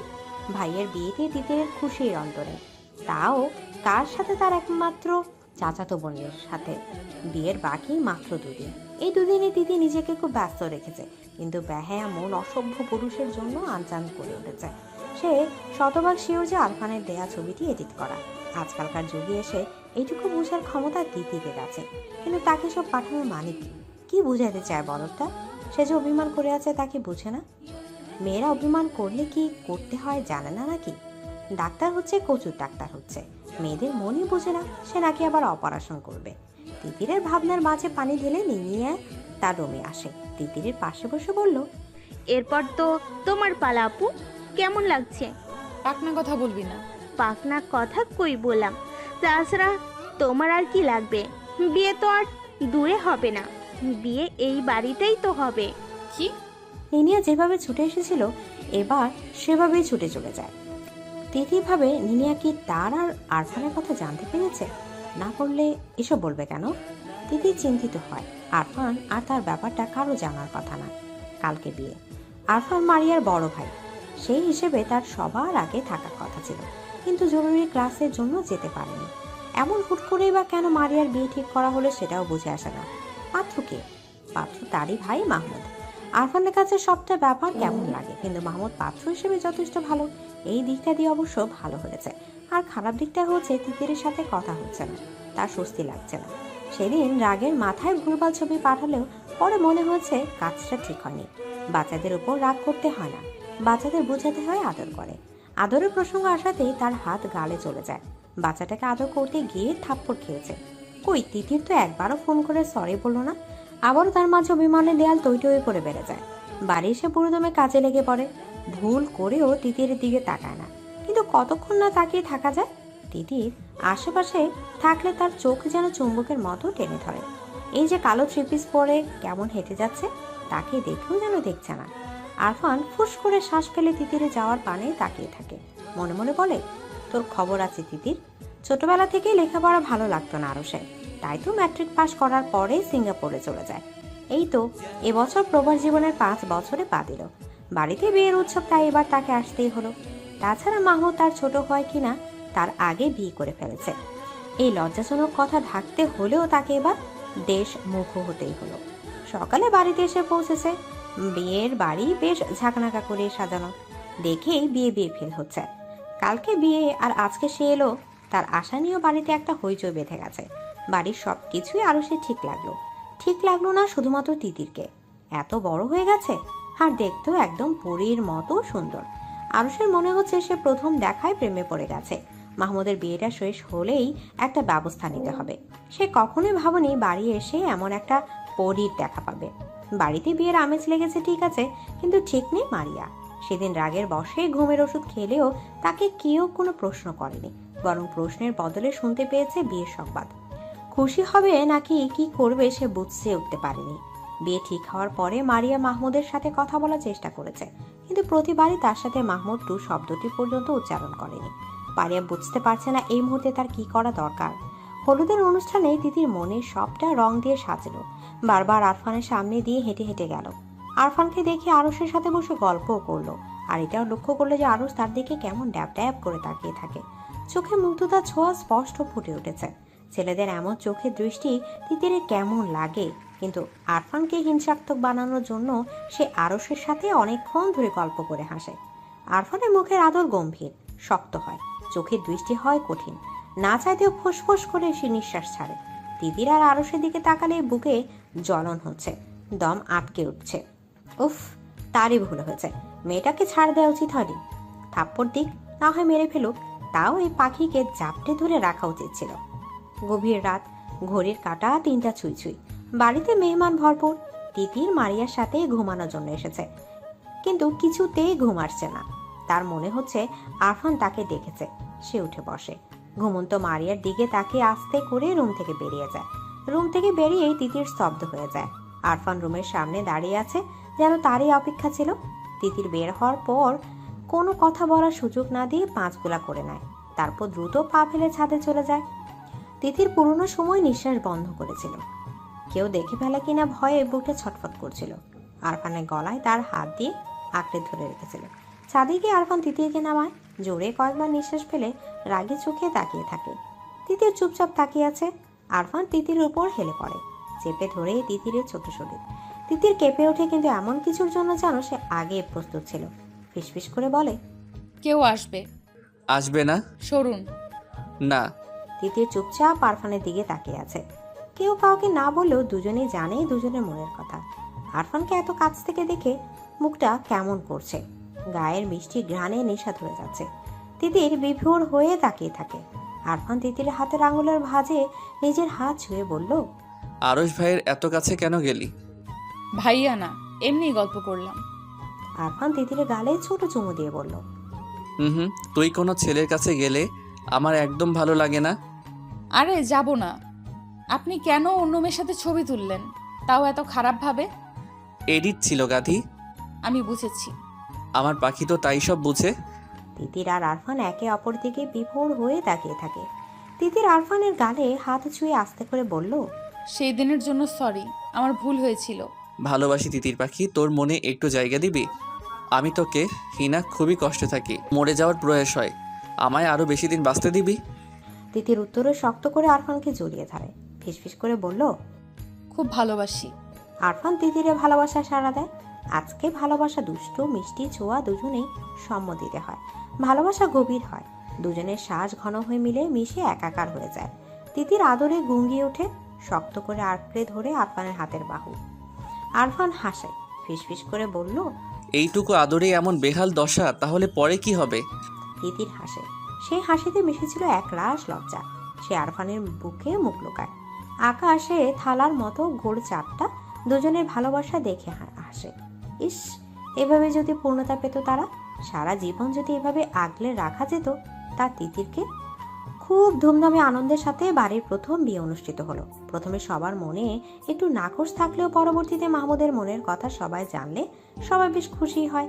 সানন্দে শাহাবুদ্দিন খানের কথা মেনে নেয়। বাড়ির মেয়ে বাড়িতেই থাকলো, ছেলের বউ হিসেবে বাড়ির শান্ত মেয়েটাকেই আনলো। এর চেয়ে আনন্দের আর কি হতে পারে? আপন বোন আর চাচাতো ভাই দুজনের বিয়েতে কোনো কিছুর কমতি রাখতে রাজি না আরফান। মারিয়াকে পরীর মতো করে সাজানো হয়েছে। মারিয়াকে গম্ভীর মুখো মাহমুদের সাথে বসে ছবি তোলা হয়। মারিয়া কাঁচুমুচু করে মাহমুদের দিকে তাকায়। বরবেশে মাহমুদকে দেখার তীব্র ইচ্ছা দমিয়ে রাখতে পারেনি।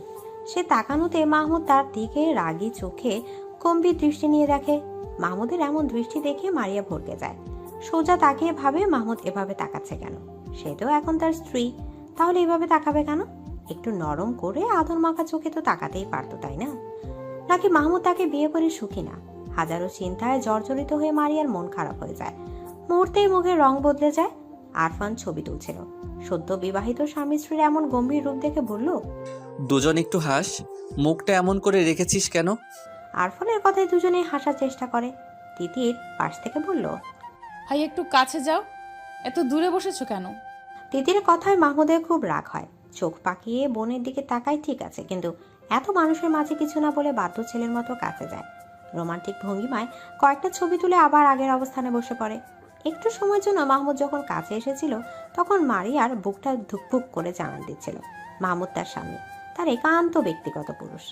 এই পুরুষটা কাগজে কলমে তার নামে লেখা হয়ে গেছে, এখন অন্তরে লেখা বাকি।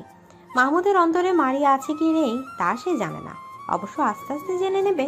তার দৃঢ় বিশ্বাস সে মাহমুদের ভালোবাসা জয় করেই নেবে। মারিয়া আবার এটাও ভাবে যে মাহমুদ রাজি না হলে কি আর বিয়ে হতো? সব প্রশ্নের উত্তর রাতেই মিলবে। তিতির আজকে লুকিয়ে বেড়াচ্ছে। এতদিনে চেনা চাচাতো ভাইকে নিজের সঙ্গী হিসেবে ভাবতেই লজ্জায় গাল ভারী হচ্ছে। না চাইতে মুখে লাজুক হাসি চলে আসছে।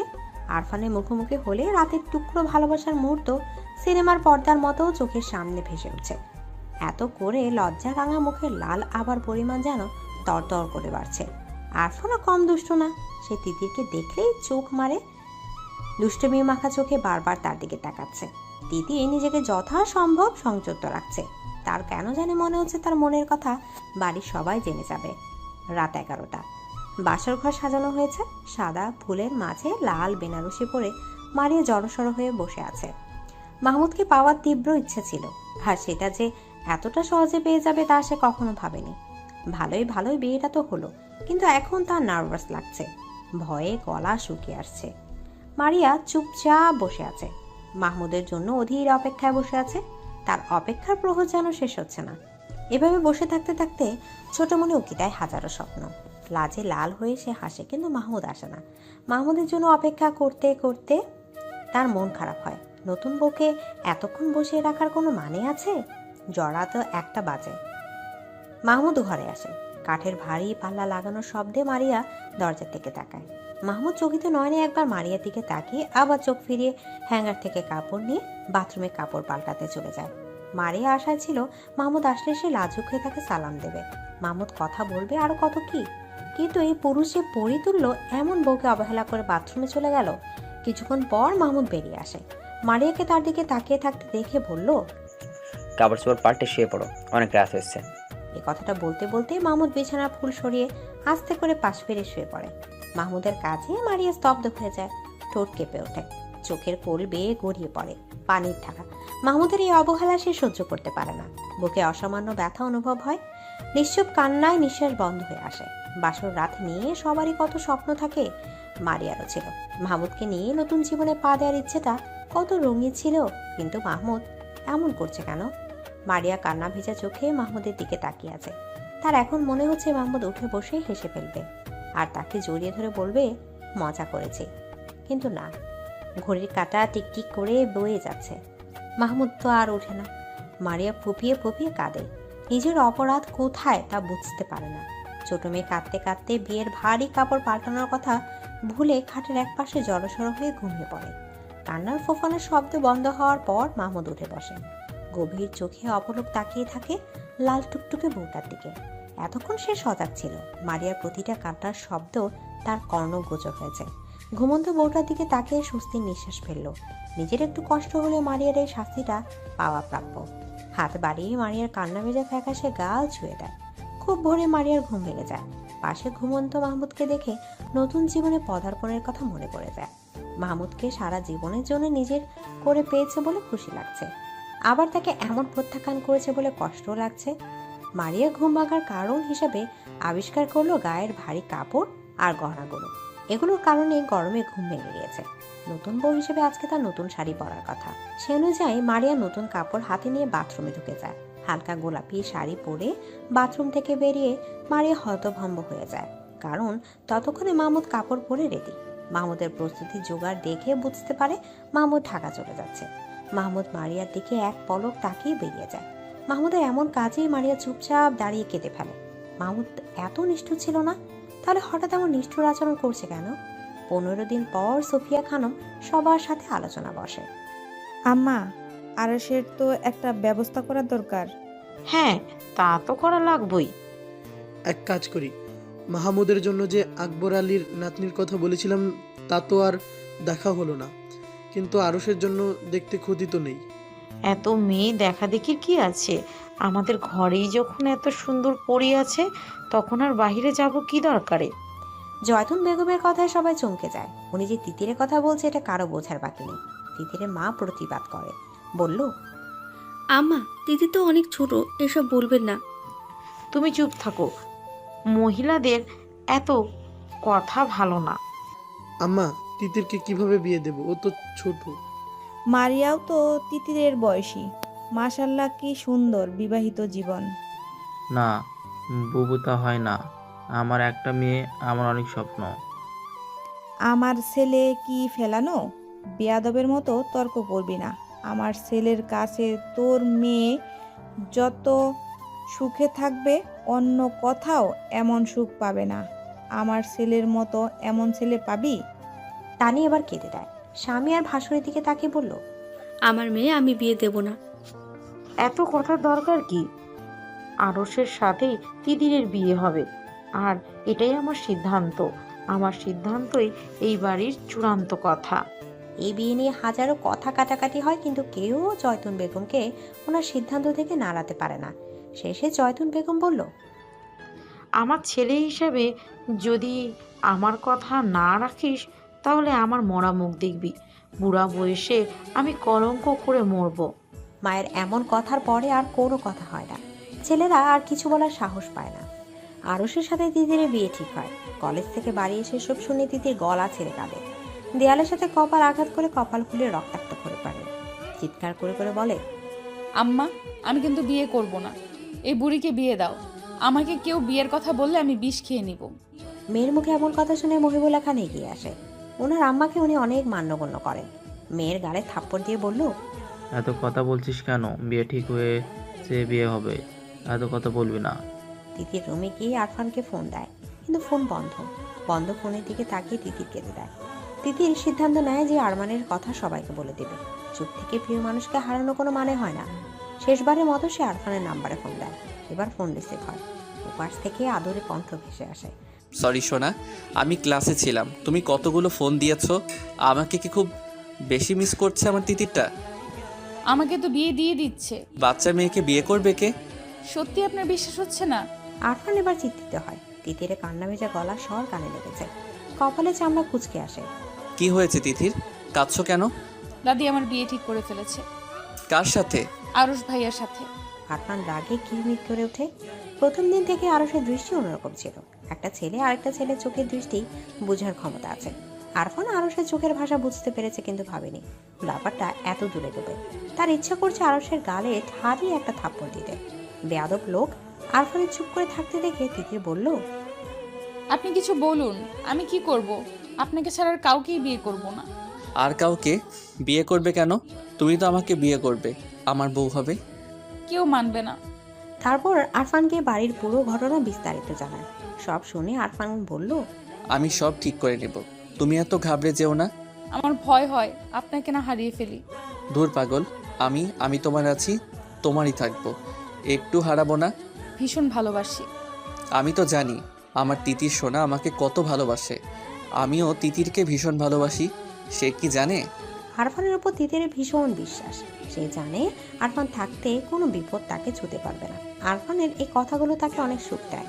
সে সুখী গলায় বলল, জানে, খুব ভালো করেই জানে। জানলে বিশ্বাস রেখো, তুমি আমার এই কথাটা মনে রেখো। আচ্ছা। আরফান ফোন রেখে ছোট একটা ব্যাগে প্রয়োজনীয় জিনিসপত্র নিয়ে বাড়ির উদ্দেশ্যে বেরিয়ে যায়। তার দাদি জয়তুন বেগমকে সে হাড়ে হাড়ে চেনে। একবার যেহেতু সবাইকে রাজি করিয়ে ছেড়েছে, সুতরাং বিয়ে না করানো পর্যন্ত শান্ত হবে না। শাহাবুদ্দিন খান চুপচাপ বসে আছেন। চোখের দৃষ্টি বেশ গম্ভীর। যে কেউ দেখলে বুঝতে পারবে যে উনি গভীর কোনো চিন্তায় মগ্ন। সালমা রাতের কাজকর্ম সেরে রুমে এসেছে অনেকক্ষণ, কিন্তু স্বামীর কোনো সারা শব্দ পাচ্ছে না। তার সাথে এ পর্যন্ত কোনো কথা বলেনি। সালমা এগিয়ে যায়, কাঁধে হাত রেখে বলল, কি ভাবেন? আম্মা হঠাৎ তিতিরকে কেন আরুষের বউ বানাতে যাচ্ছে? সালমা বেগম এই ব্যাপারটা নিয়ে নিজেও ভেবেছেন, কিন্তু শাশুড়ির উপর কথা বলার সাহস কারো নেই। তার শ্বশুর ইহলোক ত্যাগ করার পরে সবাই তাদের আম্মাকে প্রাণ ভরে মানে। মায়ের উপর কথা বলে না, উনি যা বলে সেই কথাই চূড়ান্ত সিদ্ধান্ত হিসেবে গণ্য করা হয়। শাহাবুদ্দিন বলল, তিতিরের কান্নার শব্দ শুনছো? মেয়েটা বোধহয় এই সিদ্ধান্ত মানতে পারছে না। হ্যাঁ, সারাদিন কান্নাকাটি করেছে, দেওয়ালে মাথা ঠুকে কপাল ফুলিয়ে ফেলেছে। মহিবুল্লার তো মা রোলও। আরস তো দেখতে শুনতে ভালোই, কিন্তু তিতির এমন পাগলামি করছে কেন? ওর কি কোনো পছন্দ আছে নাকি? বাচ্চা মেয়ে, ওর কি পছন্দ থাকবে? তাছাড়া এমন কোনো ভাবভঙ্গিমা তো দেখিনি। আমাদের মারিয়াও কিন্তু বাচ্চাই ছিল, শান্ত ছিল, কোনো ভাব ভঙ্গিমা ছাড়াই মাহমুদকে ভালোবেসেছে। আমরা কি তা টের পেয়েছি? সালমা কথাটা ভাবলেন, কথা সত্যি। মেয়েদের ওপর দেখে কখনো তাকে যাচাই করতে নেই। মহিবুল্লাহ বিছানায় সোজা হয়ে শুয়ে আছে। তানিয়া পাশে বসে বলল, শোনেন, বিয়েটা কি হওয়াই লাগবে? হ্যাঁ। তিতির রাজি না। ও রাজিতে কিছু আসা যায় না। আজকাল মেয়েদের সিদ্ধান্ত ছাড়া বিয়ে দেওয়া তো ভালো না, পরে সংসারে অশান্তি হয়। শোনো আম্মা, যেহেতু বলেছে তাহলে তিথিরের জন্য আরও সে ঠিক। আমার মায়ের কোনো সিদ্ধান্ত ভুল হতে পারে না। আপনার কোনো কথা নেই? না, আমিও এই সিদ্ধান্তকে সমর্থন করেছি। তানিয়া দীর্ঘশ্বাস পেলে চুপ করে থাকে। তিথির এই বিয়েতে রাজি না। উনি ওর আরশের একমাত্র মেয়ে, জামাই করতে চান না, কিন্তু না চাইতেও করতে হবে। উনি যে নিরুপায়। রাত 2টার দিকে তিতিরের মনে হলো তার রুমে কেউ আছে। ড্রিম লাইটের আলো সে দেখতে পায় এক মানব এক দৃষ্টিতে তার দিকে তাকিয়ে আছে। এত রাতে তার রুমে কে আসতে পারে তা ভেবে তিতিরের গলা শুকিয়ে যায়। মনে মনে ভাবে এটা বুঝি আরশ। আরশকে ভেবেই তিতি চিৎকার করার প্রস্তুতি নেয়। মানুষটা বুঝেই তিতিরের মনের কথা স্পষ্ট শুনতে পেল, তাই তো তখনই আলতো করে তিতিরের গাল ছুঁয়ে দেয়। তিতির চমকে ওঠে। অসময় প্রিয় স্পর্শ পেয়ে অবিশ্বাস্য চোখে তাকিয়ে থাকে। চোখ থেকে ঘুম ঘুম ভাব ছুটে পরিচিত প্রিয় পারফিউমের গন্ধে। বাড়ানো হাতটা আঁকড়ে ধরে নিজেকে বোঝাতে চায় এটা স্বপ্ন না, বাস্তব। আবছা অন্ধকারে আরফানের পরশম ভরা পুরুষালী পেশি বহুল হাতে তিতির পাগলের মতো চুমু দেয়। হাতটা টেনে গালে মিশিয়ে নেয়। তিতিরের কাছে আরফান বলল, পাগল মেয়ে। তিতির সত্যি পাগলের মতো কেঁদে ফেলে। হঠাৎ তিতিরের কান্নায় আরফান বিচলিত হয়। উঠে লাইট জ্বালিয়ে দেয়। তিতির আশ্রাম করে বসে আছে। লাইটের আলোয় আরফান দেখতে পায় ফর্সা গায়ে তিতিরের কপাল, কালচে দাগ, রক্ত আসার কাটা দাগ স্পষ্ট। গোল গোল গালে আঙুলের ছাপ ফুলে উঠেছে। প্রিয়তম চেহারা এমন দাগ দেখে তার বুকটা মুচড়ে ওঠে। দ্রুত তিতিরের কাছে গিয়ে যায়। নরম স্পর্শে তিতিরের কপাল ছুঁয়ে দেয়। গালের ফোলা অংশে হাত বুলিয়ে বলল, এসব কি? বিয়ে দিয়ে দিচ্ছে, তাই রাগে দেওয়ালে আঘাত করেছি। তাই বলে নিজেকে আঘাত করতে হবে? আমি আছি না। আরফান ভীষণ যত্ন নিয়ে তিতিরের আঘাত ছুঁয়ে ছুঁয়ে দেখে। তিতির কিছুক্ষণ চুপ থেকে বলল, ভুল হয়েছে। জীবনে যেমন পরিস্থিতি আসুক না কেন, কখনো নিজেকে আঘাত করার কথা ভাববে না, মনে থাকবে? হুম। আর গালের আঘাতটা? আব্বা বিয়ে করবো না বলাতে মেরেছে। আরফান যত্ন আদর দিয়ে তিতিরের গা ছুঁয়ে দেয়। তারপর লাইট নিভে আস্তে করে দুজন বাড়ি থেকে বেরিয়ে যায়। তিতির বারবার জিজ্ঞেস করে কোথায় যাচ্ছে, কিন্তু আরফান চুপ থাকতে বলে। এত রাতে আসতে গেলেন কেন? আমার প্রেমিকার বিয়ে হয়ে যাচ্ছে, আমি ঢাকায় বসে থাকবো? হোক বিয়ে, তাতে কি? আমাকে মেরে ফেলতে চাস নাকি? যদি মেরে ফেলতে চাস তাহলে বিয়ে করে নে। তিতির হেসে আরফানের হাত আঁকড়ে ধরে। আরফান আবার বলল, তুমি পারবে আমাকে ছেড়ে অন্য কাউকে বিয়ে করতে? আমিও মরে যাব। ইস, একদম আমার আত্মা তুমি। তিতিরের কথা শুনে আরফান হাসে। নদীর তীরে এসে থামার পরে তিতির মুগ্ধ চোখে নদীর দিকে তাকিয়ে থাকে। ভরা জ্যোৎস্নায় নদীর পানি টলমল দৃশ্যমান। আকাশে বিশাল থালার মতো চাঁদ, মাঝে মাঝে ঝিঝি পোকার লুকোচুরি চোখে পড়ছে। তিতির হাসে, বিড়বিড় করে বলল, এত সুন্দর। বাড়িতে যাওয়ার সময় এমন দৃশ্য দেখে ভাবলাম আমার তিতিরকে এই সৌন্দর্য থেকে বঞ্চিত করা ঠিক হবে না, তাই তো তোমাকে নিয়ে আসলাম। মন ভালো লাগছে? খুব।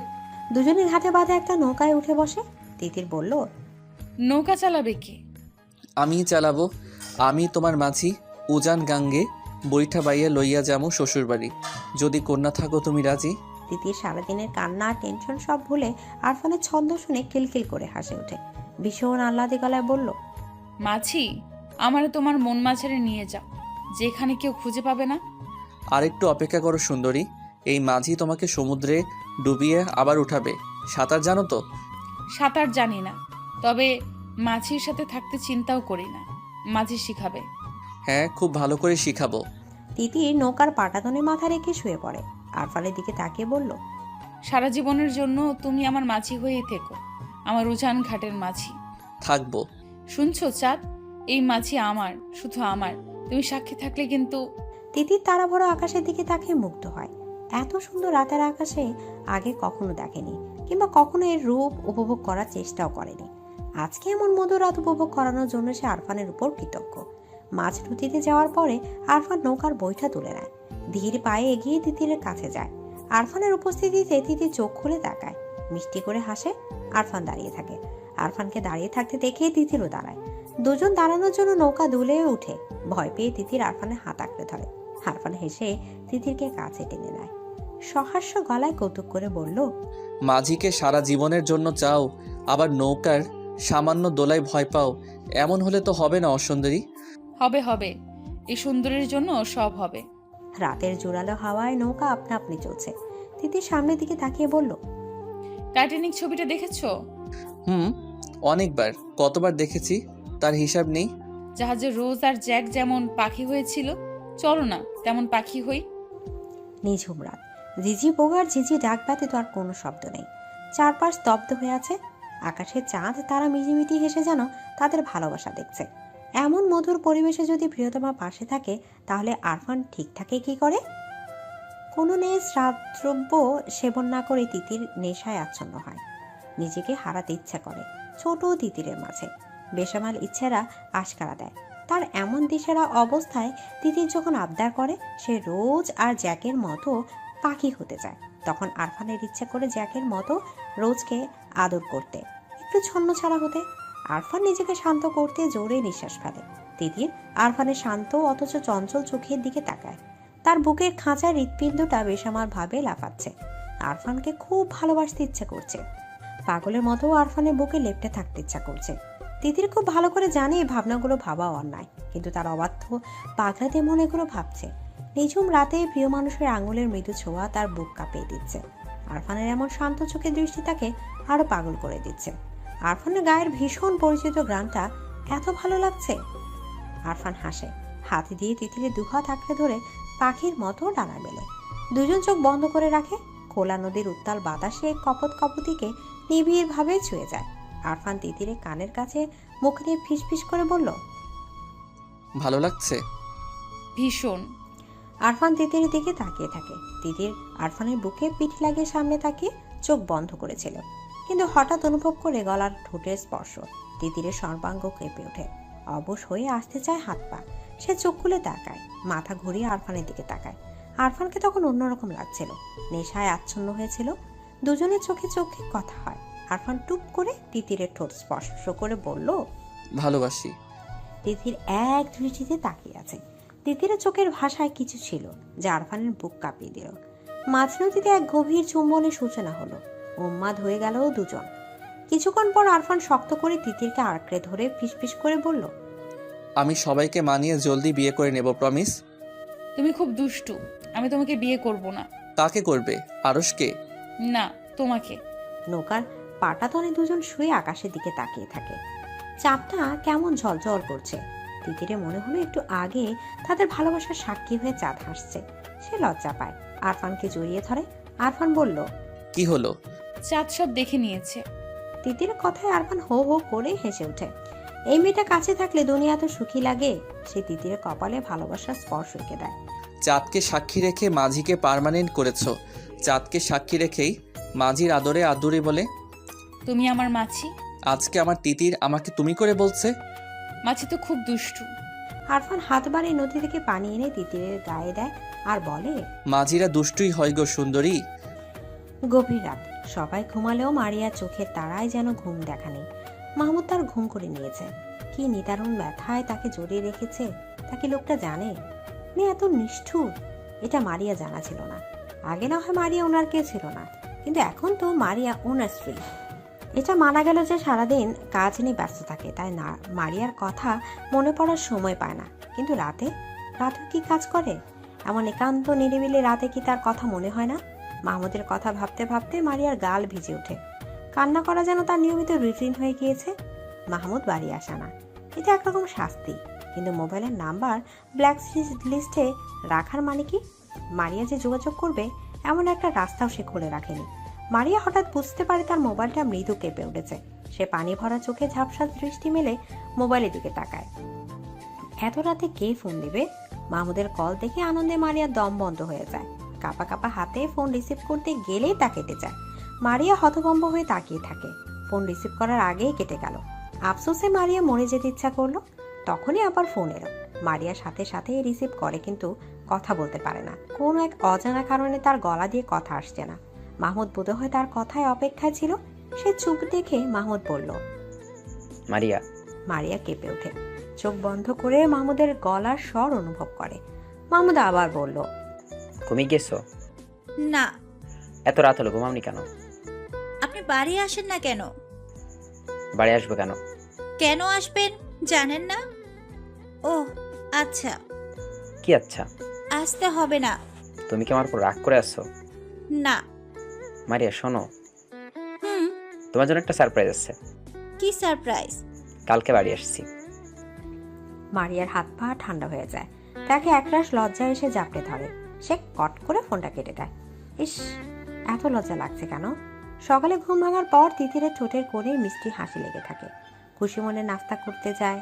খাবার টেবিলে এমন হাস্যোজ্জ্বল চেহারা তিতিরকে দেখে সবাই অবাক হয়। কালকে সারাদিন বিয়ে করবে না বলে কান্নাকাটি করছে, আর আজকে কিনা এত খুশি। সবাইকে তার দিকে এমন করে তাকিয়ে থাকতে দেখে তিতির ভ্রু কুচকায়। ইশারায় জিজ্ঞেস করে, কি?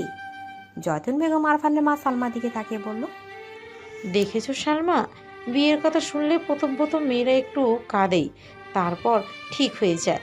জয়তুন বেগমের কথা শুনে তিতিরের মুখে হাসি উবে যায়। সে যে আরফানের সান্নিধ্যে এসে এমন খুশি হয়েছে তা কি করে বুঝবে? মুখ অন্ধকার করে বলল, এই জন্যই কি হাসতেও পারবো না? আমি বলেই দিয়েছি বিয়ে করব না। তুমি বেশি বুঝো দাদি। মহিবুল্লাহ তার মায়ের প্রতি অগাধ সম্মান। তার মায়ের মুখের উপরে কথা বলা একদম পছন্দ করেন না। মেয়ের এমন চটাং চটাং কথায় উনি বিরক্ত হয়। রেগে বলল, তোমাকে জন্ম দিয়ে বড় করেছি, এবার বিয়ে দেব। একদম বেশি কথা বলবে না, আমার সবার থেকে ভালো বোঝে। উনি যেহেতু বলেছে বিয়ে দিতে, তাহলে বিয়ে হবেই, বরং মঙ্গলজনক হবে। তিতি স্তব্ধ হয় তার আব্বার দিকে তাকিয়ে আছে। মঙ্গল? আরফানকে ছাড়া তার কোনো কিছু মঙ্গল হবে না।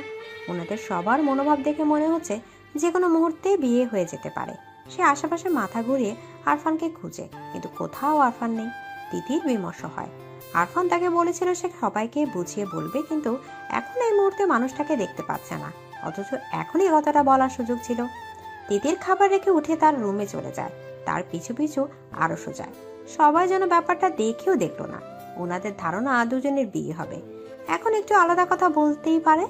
আরশ গিয়ে তিতিরের খাটে বসে। তিতির আরশের দিকে তাকিয়ে বলল, কি ব্যাপার ভাইয়া, এখানে এসেছেন কেন? হবু বউয়ের কাছে আসতে সমস্যা কি? আপনার হবু বউকে? তুমি? আমি আপনাকে বিয়ে করব না, এই আশায় ঘুম নষ্ট করবেন না। না, এখন তো মন ভরে ঘুমাচ্ছি, বিয়ের পরে ঘুমের ব্যাঘাত ঘটাবো। আরফান হাই তুলতে তুলতে রুমে ঢুকে তিতিরের বিছানায় শুয়ে আরশের দিকে তাকিয়ে পড়ল। ঘুমের ব্যাঘাত ঘটাবেন কেন? সুখে না দুঃখে? তিতিরের বিছানায় আরফানকে এমন সহজ স্বাভাবিকভাবে শুয়ে থাকতে দেখে আরশ বিরক্ত হয়। তার প্রশ্ন বলল, বিয়ের পর মানুষ নিশ্চয়ই সুখে থাকে। এত পড়ালেখা করে কি করলি যদি এটাই না বুঝিস? না মানে দুঃখেও তো ঘুম আসতে পারে। তিতির আমাকে কোনো দুঃখ দেবে না, তাই না তিতির?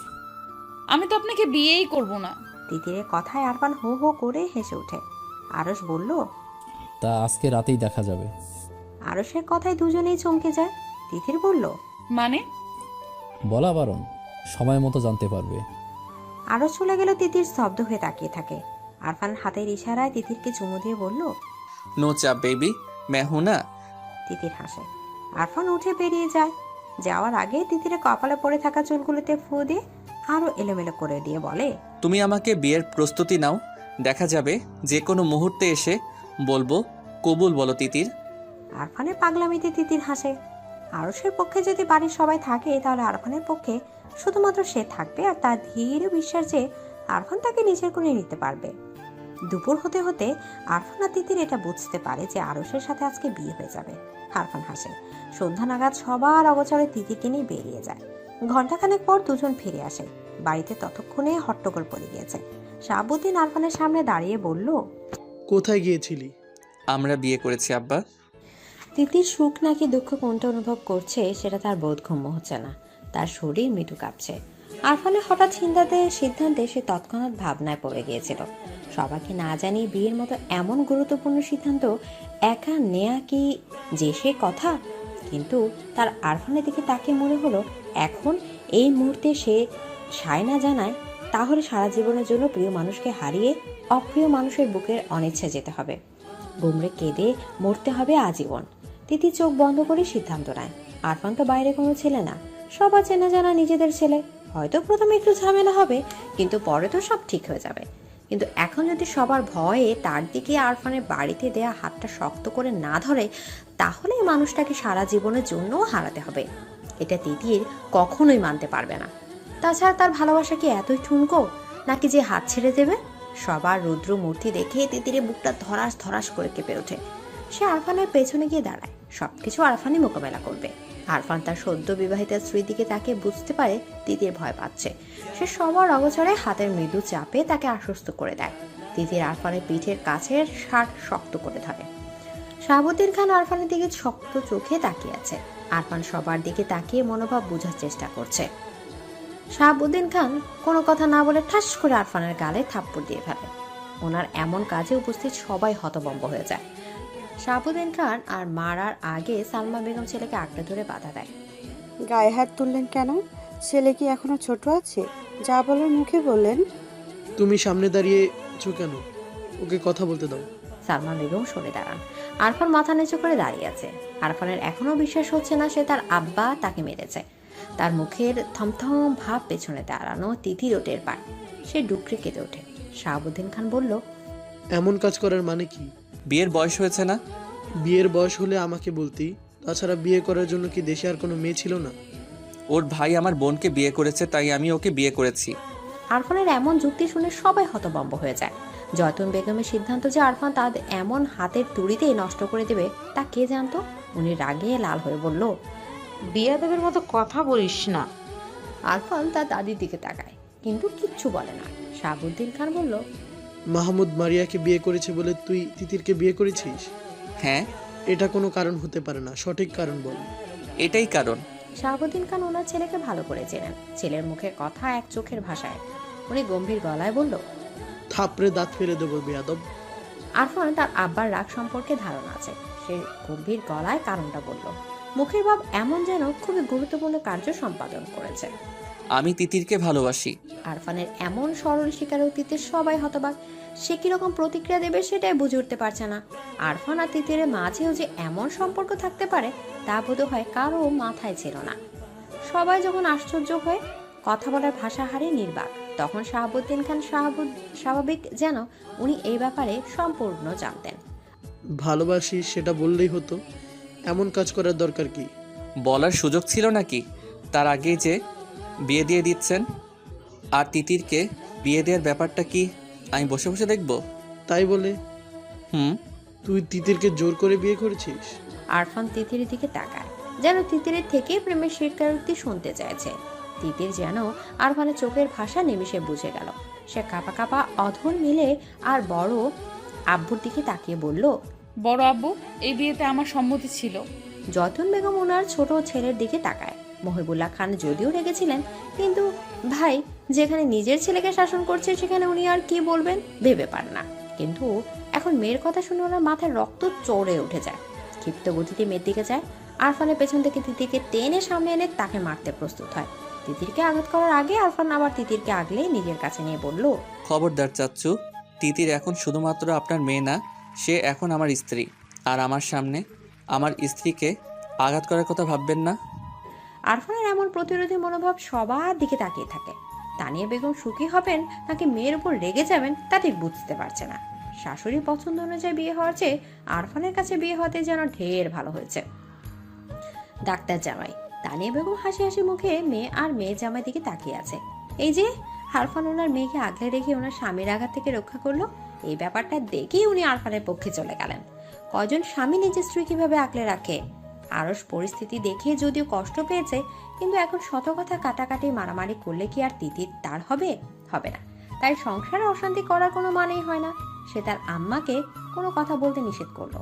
যদি উনি কথা বলতে চাচ্ছিলেন, আরস তার বড় মামার দিকে তাকিয়ে বলল, মামা, যা হওয়ার হয়েছে, এখন এসব নিয়ে আর কথা বাড়িয়ে লাভ কি? মানুষ শুনলে আরও কথা বাড়বে। এর চেয়ে বরং মেনে নিন, এটাই ভালো। নিজেদের মতামত জানিয়ে এইসব করা উচিত ছিল। আমরা মেনে নিলে এমন চোরের মতো বিয়ে করতে হতো না। আরফান আর তিতির চুপ করে থাকে। ওদের এমন চুপ করে থাকতে দেখে যেন শাহাবুদ্দিনের রাগ হু হু করে বাড়ে। বেয়াদব দুটো, কথা বলিস না কোনো। নির্লজ্জের মতো কাজ করে এখন চুপ করে আছিস, যা রুমে যা। আরফান হাসে। তিতিরের হাত ধরে তাকে রুমের দিকে নিয়ে যেতে যায়। তার কাছ থেকে শাহাবুদ্দিন খান বলল, এই বেয়াদব, ওকে কোথায় নিয়ে যাচ্ছিস? আমার রুমে। কেন? আমার বউ তো আমার রুমেই থাকবে। সালমা, এই বেয়াদবকে বলো এমন অনুমতিবিহীন নির্লজ্জের মতো বিয়ে করছে, কিন্তু তিতিরের ইন্টারমিডিয়েট পাশ করার আগে যেন ওর দিকে পা না বাড়ায়। বেয়াদব ছেলে নিজের গোল্লায় যাবে, মেয়েটাকেও নেবে। আরফান হতবিহ্বল চোখে তার আব্বার দিকে তাকিয়ে থাকে। এটা কি ধরনের শাস্তি? বউ কাছে না দিয়ে শাস্তি দিয়ে কি তাকে মেরে ফেলতে চাইছে? তার মনে হচ্ছে এই শাস্তির চাপে সে মরে যাবে। সবাই গম্ভীর মুখে যার যার রুমে চলে গেল। তিতিরও আরফানের দিকে তাকিয়ে তার রুমে চলে যায়। আরফান চুপচাপ তার রুমে চলে যায়। বিয়ে করলো কেন যদি বউ কাছে না থাকে? মাহমুদ বাড়ি এসে সব শুনে কিছুক্ষণ থমকে বসেছিল। আরফান তিতিরকে পছন্দ করে, সেটা তার চোখেই পড়েনি। সে মূলত আজকে আরশ আর তিতিরের বিয়ে এই উপলক্ষে এসেছিল। বাড়ি এসে শুনে বিয়ে ঠিকই হয়েছে, কিন্তু পাত্র বদলে গিয়েছে। সে খাওয়া দাওয়া করে রুমে যায়। রুমে যাওয়ার সাথে সাথে মেয়েলির সুভাষ নাকে আসে, আর তাতেই বুকের ভেতরটা কেমন ধিম ধিম তালে জানিয়ে দেয় এই রুমে তার প্রিয়তমা থাকে। মারিয়া বারান্দায় দাঁড়িয়ে আছে। মাহমুদের সামনে যেতে তার লজ্জা লাগছে। মাহমুদ মারিয়ার কাছে এসে দাঁড়ায়। মাহমুদের উপস্থিতি টের পেয়ে সে কেঁপে ওঠে, নিঃশ্বাস বন্ধ করে দাঁড়িয়ে থাকে। মাহমুদ চুপচাপ মারিয়ার গায়ের মৃদু শিহরণ দেখে। কিছুক্ষণ পর বলল, কি ব্যাপার, ভালো আছো? মারিয়া হাসি মুখে মাহমুদের দিকে তাকায়। তার অধিকাঙ্ক্ষিত পুরুষ তার দিকে কেমন হাসি হাসি চেহারা নিয়ে তাকিয়ে আছে। মাহমুদ মারিয়াকে কিছু বলতে না দেখে বলল, চুপ করে থাকলে কি আবার চলে যাব, সেটাই চাইছো নাকি? মারিয়ার চোখে পানি চলে আসে। চলে যাবে? কত কান্না! আল্লাহ দরবারে ফরিয়াদ করেছে যেন মাহমুদ ফিরে আসে। ফিরে এসেছে, কিন্তু এখন আবার চলে যাওয়ার হুমকি দিচ্ছে কেন? মারিয়ার কান্না ভেজা মুখের দিকে তাকিয়ে মাহমুদ বলল, আজ যাব না। আপনি আমাকে এমন যন্ত্রণাদায়ক শাস্তি দিচ্ছেন কেন? তুমি তোমাকে শাস্তি দিয়েছো। কিভাবে? নিজেকে শেষ করে দিতে চাইছো। এর থেকে বড় শাস্তি আর কি হতে পারে? মারিয়া অবাক হয়ে মাহমুদের দিকে তাকিয়ে আছে। মাহমুদ হেসে বলল, ভালোবাসি। মারিয়া লজ্জা পায়। লাজুক হেসে রুমে চলে যায়। সেদিকে তাকিয়ে মাহমুদ বলল, রুমে গেলে তো আর লজ্জা পাবে, লজ্জাবতী বউ। মাহমুদ রুমে যায় না, নিজেকে প্রস্তুত করে মারিয়াকে প্রস্তুত হতে সময় দেয়। সত্যি বলতে তার লজ্জা লাগছে। বিয়ে করা বউয়ের কাছে যেতে এত লজ্জা লাগছে, তা থেকে আকাশের ক্ষয়ে যাওয়া চাঁদ মিটিমিটি হাসে, সেই হাসির সাথে মাহমুদেরও হাসি প্রশস্ত হয়। রাত 12টা। তিতিরের সাথে তানিয়া আক্তার ঘুমোতে এসেছে। এই ঘুমানোর হুকুম ওনার ভাসুরের দেয়া। আরও একটি হুকুম জারি হয়েছে, তা হলো আগামী 1 বছর আরফান বাড়িতে আসতে পারবে না। আরফান চুপচাপ তাদের সায় জানিয়েছে। এসব ভাবতে ভাবতে তিতিরের মোবাইলের আলো জ্বলে ওঠে। আরফানের নাম্বার দেখে তিতির তার মায়ের দিকে তাকায়। তানিয়া বেগম এতক্ষণে মেয়েকে হাজারো প্রশ্ন করে জর্জরিত করে ফেলেছে। মোবাইলে আলো দেখে বলল, ফারহান ফোন দিয়েছে তাই না? ভাইজান তোদের ভালোর জন্যই এসব বলেছে, কিন্তু যা আজকে কথা বল। তিতির হাসি মুখে বারান্দায় চলে যায়। মোবাইল রিসিভ করে বলল, এত রাতে কি চাই? আকাশে এত সুন্দর চাঁদ, অথচ আমি চাঁদহীন। এই নিষ্ঠুর পৃথিবীতে বাঁচতে চাই না। আমাকে বাঁচাতে চাইলে এখনই আমার বউ চাই। তিতির খিলখিল করে হাসে। আরফান বলল, হেসো না সুন্দরী, আমার বুকে আগ্নেয়গিরি লাভা ফুটছে আর তুমি হাসছো। আমার কি করা উচিত? আমার দুঃখে তোমার দুঃখী হওয়া উচিত। আফটার অল কাছে থাকলে আমার মতো একটা চকলেট বয় পেতে, এখন তো আর পাচ্ছ না, সেই দুঃখে দুঃখী হও। তিতির আরফানের মন খারাপের আবহাওয়া ঠিক টের পায়। তারও যে খারাপ লাগছে না তা নয়, তারও খারাপ লাগছে, ছটফট করছে বুকের ভেতরটা। সে আস্তে করে বলল, আচ্ছা আব্বা, এটা একটা কাজ করলেন বলো? বিয়ে করেছি অথচ বউ কাছে নেই, আজব। বিয়ে করলেই বউ কাছে থাকতে হবে? 100% থাকতে হবে। বিয়ে করার পরেও যদি বউয়ের বদলে কোলবালিশ বুকে নিয়ে থাকতে হয়, তাহলে কিভাবে হবে? এই শোকে যদি আমি শুকিয়ে মরে যাই, তার দায়ভার কে নিবে? তুমি?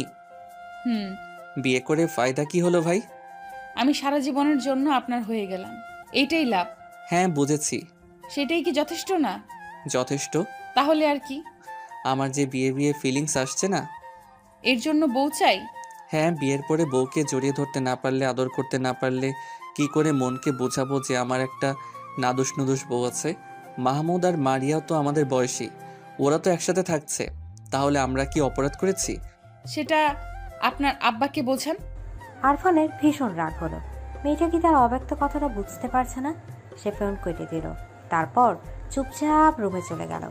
কালকে ঠিকই সে ঢাকা চলে যাবে। এই মেয়ে স্বামীর কথা বোঝে না, বোকা। সকালে তিতির সোফায় বসে মোবাইল দেখছিল, তখন আরফান তার পছন্দের আইসক্রিম এনে তার সামনে বাড়িয়ে দেয়। তিতির প্রচণ্ড খুশি হয়। খুশির ঠেলায় মনে মনে আরফানের নাকের ডগায় চুমো খায়। হাত বাড়িয়ে বক্স ধরতে গেলে আরফান সরে যায়। তার পাশে বসে আয়েশ করে আইসক্রিম খেতে আরম্ভ করে। আরফানের এমন কাজে তিতির আশ্চর্য হয়ে তার দিকে তাকিয়ে থাকে। প্রিয় জিনিস না দেওয়াতে এত রাগ লাগছে। আরফান আইসক্রিম খেতে খেতে বলল, কেমন লাগে আপু? একটু দেন না। একটু না, তোর খাটাস বড় বাবা আমাকে বউ থেকে বঞ্চিত করেছে। বিয়ে করার পরেও আমাকে সিঙ্গেল রাত পার করতে দিয়েছে। তুই কি ভেবেছিস আমি তোকে খেতে দেব? কখনো না। প্রিয় জিনিস কাছে থাকার পরেও না ছুতে পারা, না খেতে পারার কষ্ট কি হতে পারে এবার বোঝ। আপনি আমায় গাধা, সেটা তো কথার কথা বলেছি। তিতির আরফানের কথা বিশ্বাস করলো না। সে আরফানের আইসক্রিম খাওয়ার দিকে তাকে ছুটে রুমে চলে যায়।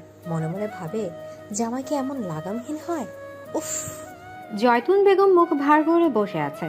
আরফান ওনার মনোবাসনা এমন এক তুড়িতে যে নষ্ট করে দেবে তা উনি কল্পনা করেনি।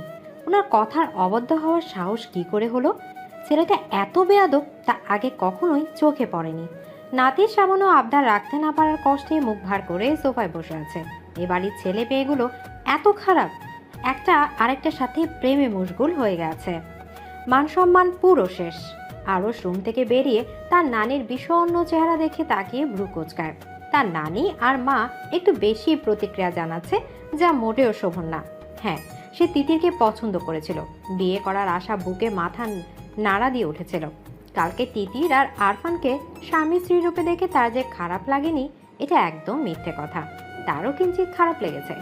ঘন মেঘে মনটা নিমিষে ভরে গিয়েছিল, কিন্তু সে তো আর বাচ্চা না। সঠিক ভুল বোঝার ক্ষমতা তার রয়েছে। সে তিতিরকে পছন্দ করেছে। বিয়ের প্রস্তাব দেওয়ার আগে তিতিরের থেকে সম্মতি নেওয়া উচিত ছিল।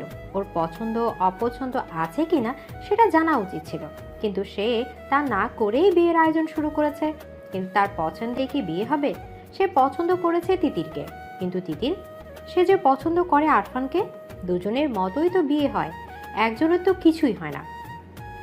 এখন অবশ্য আরফানের কোনো আফসোস নেই। তিতির আরফানের কাছে সুখী।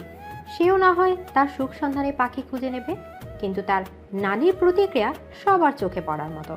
আরুষের ধারণা জয়তুন বেগমের এমন প্রতিক্রিয়ার জন্যই তার মামা আরফান আর তিতিরকে এমন শাস্তি দিয়েছে। বিয়ে করার পরেও আলাদা থাকবে এমন হবে কেন? এটা কি ঠিক? সে জয়তুন বেগমের কাছে গিয়ে বসে। নানি, জয়তুন বেগম নাতির দিকে তাকায়, কিন্তু কোনো কথা বলে না। আরস তার নানির নিশ্চুপ চেহারার দিকে তাকিয়ে বলল, নানি তোমার কি মন খারাপ? না, তোমরা ব্যাপারটা শুধু শুধুই বাড়াচ্ছ। তো চাওয়াটা পূরণ করতে পারলাম না, তিতিরকে এনে দিতে পারলাম না। নানি, তিতিরকে আমি পছন্দ করেছিলাম তাই বিয়ে করতে চেয়েছি, কিন্তু তিতির আরফানকে ভালোবাসে। তাহলে আমি বিয়ে করব কিভাবে? তিতির কি কোনো পণ্য নাকি যে কিনে আনবো? তিতির যদি কোনো পণ্য হতো তাহলে আমি আমার সর্বস্ব দিয়ে হলেও তিতিরকে আমার করে নিতাম। এখন অন্য কাউকে নিজের করে নেব। দেশে কি মেয়ের অভাব নাকি? তুমি আর আম্মা এমন করা বন্ধ করো। কি করলাম আমরা? এমন মন খারাপ করে থাকো বলেই তো মামা আরফানকে এমন শাস্তি দিল। ভালো হয়েছে। এটা ভালো হলো কি করে? ওরা এখন স্বামী স্ত্রী, তাদের আলাদা করার সিদ্ধান্ত কখনোই ভালো হতে পারে না। আমি কি করতে পারি? তুমি মামাকে বললে মামা নিশ্চয়ই এত বড় সিদ্ধান্ত নেবে না।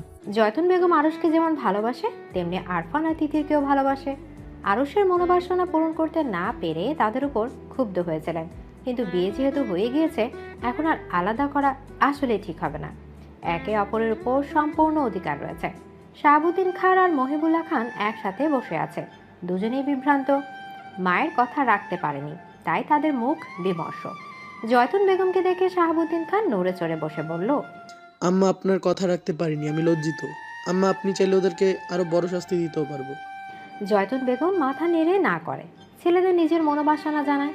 শাহাবুদ্দিন আর মহিবুল্লাহ দুজনেই জানে তাদের সিদ্ধান্তটা ভুল ছিল, কিন্তু ছেলে মেয়ে অনুমতিবিহীন এমন কাজ করে ফেলতে প্রচুর রাগ হয়েছিল। পারতপক্ষে তারা দু ভাই মায়ের বাধ্যগত সন্তান। ছেলে মেয়ের এমন কাজে শুধু ওনারা না, বিশেষ করে জয়তুন বেগম অখুশি ছিলেন। এখন মায়ের সিদ্ধান্ত শুনে তারা চুপচাপ বসে থাকে। শাহাবুদ্দিন খান গলা উঁচিয়ে ওনার স্ত্রী সালমা বেগমকে ডাকে, আরফানকে ঢাকা যেতে নিষেধ করে। ছেলে ঢাকা না যেতে বলার কারণ শুনে উনি খুশি হয়ে যায়। আর কারো নজরে না পড়লেও ছেলের গম্ভীর বিষণ্ণ চেহারা ওনার নজরে ঠিকই পড়েছে। সারাটা দিন কেমন ছটফট করে কাটিয়েছে। উনি দেরি না করে ছুটে রুমের দিকে যায়। আরফান ঠুস ঠুস করে প্রয়োজনীয় জিনিসপত্র ব্যাগে নিচ্ছে। রাগে নাকের পাটাতন ফুলে ফুলে শ্বাস বের হচ্ছে। তার বাপ তার সাথে এত বড় শত্রুতা কী করে করতে পারলো? কতদিনের আশা ছিল তিতিরকে নিজের করে পাওয়ার, কিন্তু এখন বিয়ে করার পরে কাছে পাবে দূরের কথা, একটু কথা বলারও ফুরসত মিলছে না। আর তিতির গাধাটাও চোখের ইশারা টিশারা কিছুই বোঝে না। আরফান কয়েকবার কাছে ডেকেছে, কিন্তু ও দূরে দাঁড়িয়ে ছলছল চোখে তাকিয়ে থেকেছে। আরফান মনে হচ্ছে সে উত্তাল সমুদ্রে আছে, ঘূর্ণিঝড়ে তাণ্ডবে সে ছিন্ন ভিন্ন হয়ে যাচ্ছে। তখনই সালমা বেগম এসে তাকে শাহাবুদ্দিন খানের কথাটা বলে। ওনার বলা কথাটা যেন উত্তপ্ত মরুভূমির মাঝে এক পশলা বৃষ্টির মতো আরফানের মনকেও শীতল করে দিল। গোছানো ব্যাগ বেছানার একপাশে রেখে সে বসে পড়ে। রাত 12টা। মাহমুদ খাটে বসে মারিয়ার দিকে তাকিয়ে আছে। মারিয়া অনেকক্ষণ যাবৎ মাথার চুল আঁচড়াচ্ছে। আয়নার সামনে দাঁড়িয়ে আঁচড়ালো চুল আবার আঁচড়াচ্ছে। আজকে যেন মাথার চুল সব প্যাচ লেগে গেছে। মাহমুদ এক দৃষ্টিতে মারিয়ার দিকে তাকিয়ে আছে, তার মুখে মিষ্টি হাসি। মারিয়া আয়নার মাঝে মাহমুদের এমন দৃষ্টি দেখে চুপসে যায়। গতকাল রাতে মাহমুদ বারান্দা থেকে আসার পূর্বে সে ঘুমিয়ে গিয়েছিল। আসলে ঘুমানোর ভান করেছিল, যেন মাহমুদ কিছু বলার সুযোগ না পায়। কিন্তু তার চিন্তা ভাবনায় গুড়ে বালে দিয়ে মাহমুদ তার পরিকল্পনা বুঝে যায়। তাই তো লাইট অফ না করেই কাত হয়ে শুয়ে এক দৃষ্টিতে তার দিকে তাকিয়েছিল। মারিয়া মাঝে একবার চোখ খুলে এমন ড্যাব ড্যাব করে তাকিয়ে থাকতে দেখে মিহিয়ে যায়। আজ সারাদিন দূরে দূরে থেকেছে, ভুলেও রুমে আসেনি। অথচ যখন মাহবুব তাকে পাত্তা দিত না তখন সে ঠিকই পিছু পিছু ঘুরত। এই যে এখন তো লজ্জা লাগছে, আগে কোথায় ছিল এত লজ্জা? এখন মাহমুদ কাছে আসলেও যেন ভয়ে বুকটা ধিমধিম করে ওঠে। এই মানুষটা জন্য কত নামাজ পড়ে আল্লাহর কাছে ফরিয়াদ জানিয়েছে তা একমাত্র সে আর তার আল্লাহ জানে। কালকে রাতে না হয় ঘুমিয়ে যাওয়া নাটক করে পার পেয়ে গিয়েছিল, কিন্তু আজকে পার পাবে কি করে? এত সব ভাবনার মাঝে মারিয়া খেয়াল করে মাহমুদ বিছানা থেকে উঠে দাঁড়ায়, ধীরে ধীরে তার দিকে এগিয়ে আসছে। চুলে কি হচ্ছে? কিছু না। মাহমুদ হাসে। চুল আঁচড়ানোর বাহানায় তার থেকে দূরে যাওয়ার সামান্য দূরত্বটুকু বুঝিয়ে মারিয়ার হাতের চিরুনি তার হাতে টেনে নেয়। আলতো হাতে মারিয়া চুল আঁচড়াতে শুরু করে। চুল আঁচড়ানোর সময় মাহমুদের মৃদু হাতের স্পর্শে সে কেঁপে ওঠে। মাহমুদ স্ত্রীর সূক্ষ্ম কাঁপন টের পায়। কাঙ্ক্ষিত নারীর সান্নিধ্যে এসে তার বুক কেমন করে যেন ওঠে। মারিয়াকে পেছন থেকে আঁকড়ে ধরে। মারিয়া কুঁকড়ে যায়, কেঁপে ওঠে। মাহমুদের তপ্ত অধর মারিয়ার ঘাড়ে এসে লাগে। সে ছটফট করে ওঠে। মাহমুদ তাকে 5 গোলা করে কোলে নেয়। বিছানা শুয়ে মাহমুদ বলল, আজকেও কি ঘুমের ভান করবে? মারিয়া ঠোঁটের কোণে মুচকি হাসির রেখা ফুটে ওঠে। সে হাসে। মাহমুদ মারিয়ার ঠোঁটের কোণে লেগে থাকা হাসিতে হাত বুলিয়ে বলল, হাসলে হবে? কি করতে হবে? কালকে রাতে বলেছিলাম ভালোবাসি, তার উত্তর চাই। মারিয়া মনে মনে শতবার মাহমুদকে ভালোবাসে বলতে পারলেও কেন জানে মুখে বলতে পারছে না। বলতে হবে। অবশ্যই। লজ্জা লাগে। আগে পিছু পিছু ঘুরতে আর বলতে এখন আমি তোমার বর, এখন বলতে লজ্জা লাগে? মারিয়া সত্যি আগের মাহমুদকে দেখলে এত লজ্জা লাগতো না, এখন যত লজ্জা লাগে। সে আবারও মুচকি হাসে। মাহমুদ তার দিকে ভীষণ মায়া চোখে তাকায়। বলো না, বলো। এত মায়াবী আবতার ফেরানো যায়? মারিয়া পারল না। সে মুগ্ধ চোখে মাহমুদের দিকে তাকিয়ে থাকে। মাহমুদ মারিয়ার চোখে চোখ রেখে বলল, আগে তো ভালোবাসি ভালোবাসি বলে পাগল করে ফেলতে, এখনো তো লজ্জা পাচ্ছ কেন? জানি না। লজ্জাবতী বউকে দেখলে ভালোই লাগছে, কিন্তু এই কথাটা বলতে হবে। মারিয়ার এত সুখ লাগছে, সে অতি সুখের হাসি হাসে। হাত বাড়িয়ে সামান্য দূরে থাকা মাহমুদের গলা আঁকড়ে ধরে ফিসফিস করে বলল, ভালোবাসি আমার সুপুরুষ। মাহমুদ মুগ্ধ চোখে হাসে। অধরে ছোঁয়া দেয় তার প্রিয়তমার কপালে। মারিয়া কিছু বলতে চায়, কিন্তু অতি শান্ত পুরুষ যেন অশান্ত হয়ে গিয়েছে। মারিয়াকে কথা বলার সুযোগ দেয় না। মারিয়া চোখ বুজে নেয়। উল্লাসে মুখরিত হয়ে হৃদয় প্রাঙ্গণ। আরফান রুমে এসে স্তব্ধ হয়ে দাঁড়িয়ে থাকে। সামনে আগাতে পারছে না। তিতির খাটের একপাশে বসেছিল। আরফানের আসার শব্দে উঠে দাঁড়ায়। আরফানকে এভাবে দাঁড়িয়ে থাকতে দেখে তিতির মাথা নিচু করে। আরফান হাসে, খুশি হয়। প্রিয়তম লাজুক মুখের দিকে তাকিয়ে মনের ভেতরটা সুখে কানায় কানায় পূরণ হয়ে যায়। সে এগিয়ে আসে। তিতির হাসতে গিয়ে কেঁদে ফেলে। আরফানের হাসিমুখ নিমিষে হতবম্ব হয়ে যায়। এগিয়ে গিয়ে তিতির মুখটা হাতের আঁচলায় তুলে বলল, কি হলো? তুমি আমার কাছে, সেটা আমার বিশ্বাস হচ্ছে না। কেন? জানি না। আমি তোমার খুব কাছে ছুঁয়ে দেখো, তাহলে বিশ্বাস হবে। এমন রাতে কাঁদতে হয় না তিতির সোনা, শুধুই আদর করতে হয়। নরম মোলায়েম হাতের আঙুলে নিজের আঙুল দিয়ে পেঁচিয়ে বলল, তিতির। আরফানের কণ্ঠে এমন কিছু ছিল যেটা তিতিরের বুকের ভেতরটা একদম ছাড়খাড় করে দেয়। প্রচণ্ড বাতাসে নাড়িয়ে দেয়। সে আরফানের দিকে তাকায়। আরফান কেমন আদর মাখা মায়াবী চোখে তাকিয়ে আছে। আরফান তিতিরকে ছেড়ে দিয়ে দাঁড়ায়। তিতিরের শরীর মৃদু কাঁপছে। আরফানের চোখে তার সবই পরিলক্ষিত হয়। সে তিতিরের হাত ধরে বলল, আমার তিতির পাখি, আমি তোমার মাঝি হই, কথা দিচ্ছি সারা জীবন এর থেকেও বেশি ভালোবাসবো। তিতির মাথা নাড়ে। আরফান আর তিতির কেমন ঘোরমোলা এক চোখের দৃষ্টিতে তাকিয়ে থাকে। তারপর একে অপরের জড়িয়ে ধরে। আরফান আধো আধো কথায় তিতির খিলখিল করে হাসে। আরফান পরম মমতায় বিবাহিত স্ত্রীর কপালে ভালোবাসার স্পর্শ দেয়। দুজনের মনে ভালোবাসার উচ্ছ্বাস, কাঙ্ক্ষিত মানুষকে কাছে পেয়ে সমুদ্রের গর্জন হৃদয়ে বাজে। আরফান তিতিরকে পাখির মতো উঠতে দেয়। তিতির আরফানের গালে ভালোবাসার ছোঁয়া দিয়ে বলল, তুমি আমার উজান ঘাটের মাঝি, আমার মাঝি। আরফান হাসে। ভালোবাসে তার প্রিয়তমাকে অনেক অনেক বেশি। নিঝুম নিস্তব্ধ রাত। চারিদিকে ঘুটে ঘুটে অন্ধকারের চারপাশ চেয়ে আছে। রাতের দুটো পাখি জোড়ায় জোড়ায় উড়ে যায়। নিঝুম রাত, 2 রুমে সার্থক কপতিরা একসাথে সারা জীবন কাটানোর প্রতিজ্ঞা করে। ভালোবাসার জোয়ারে ভেসে যাওয়ার চেষ্টা করে। সব ভালোবাসা এমন পূর্ণতা পাক, শত বাধা অতিক্রম করার সাহস হোক। আরফান, তিতির, মাহমুদ, মারিয়ার মতো সবাই পূর্ণতা পাক।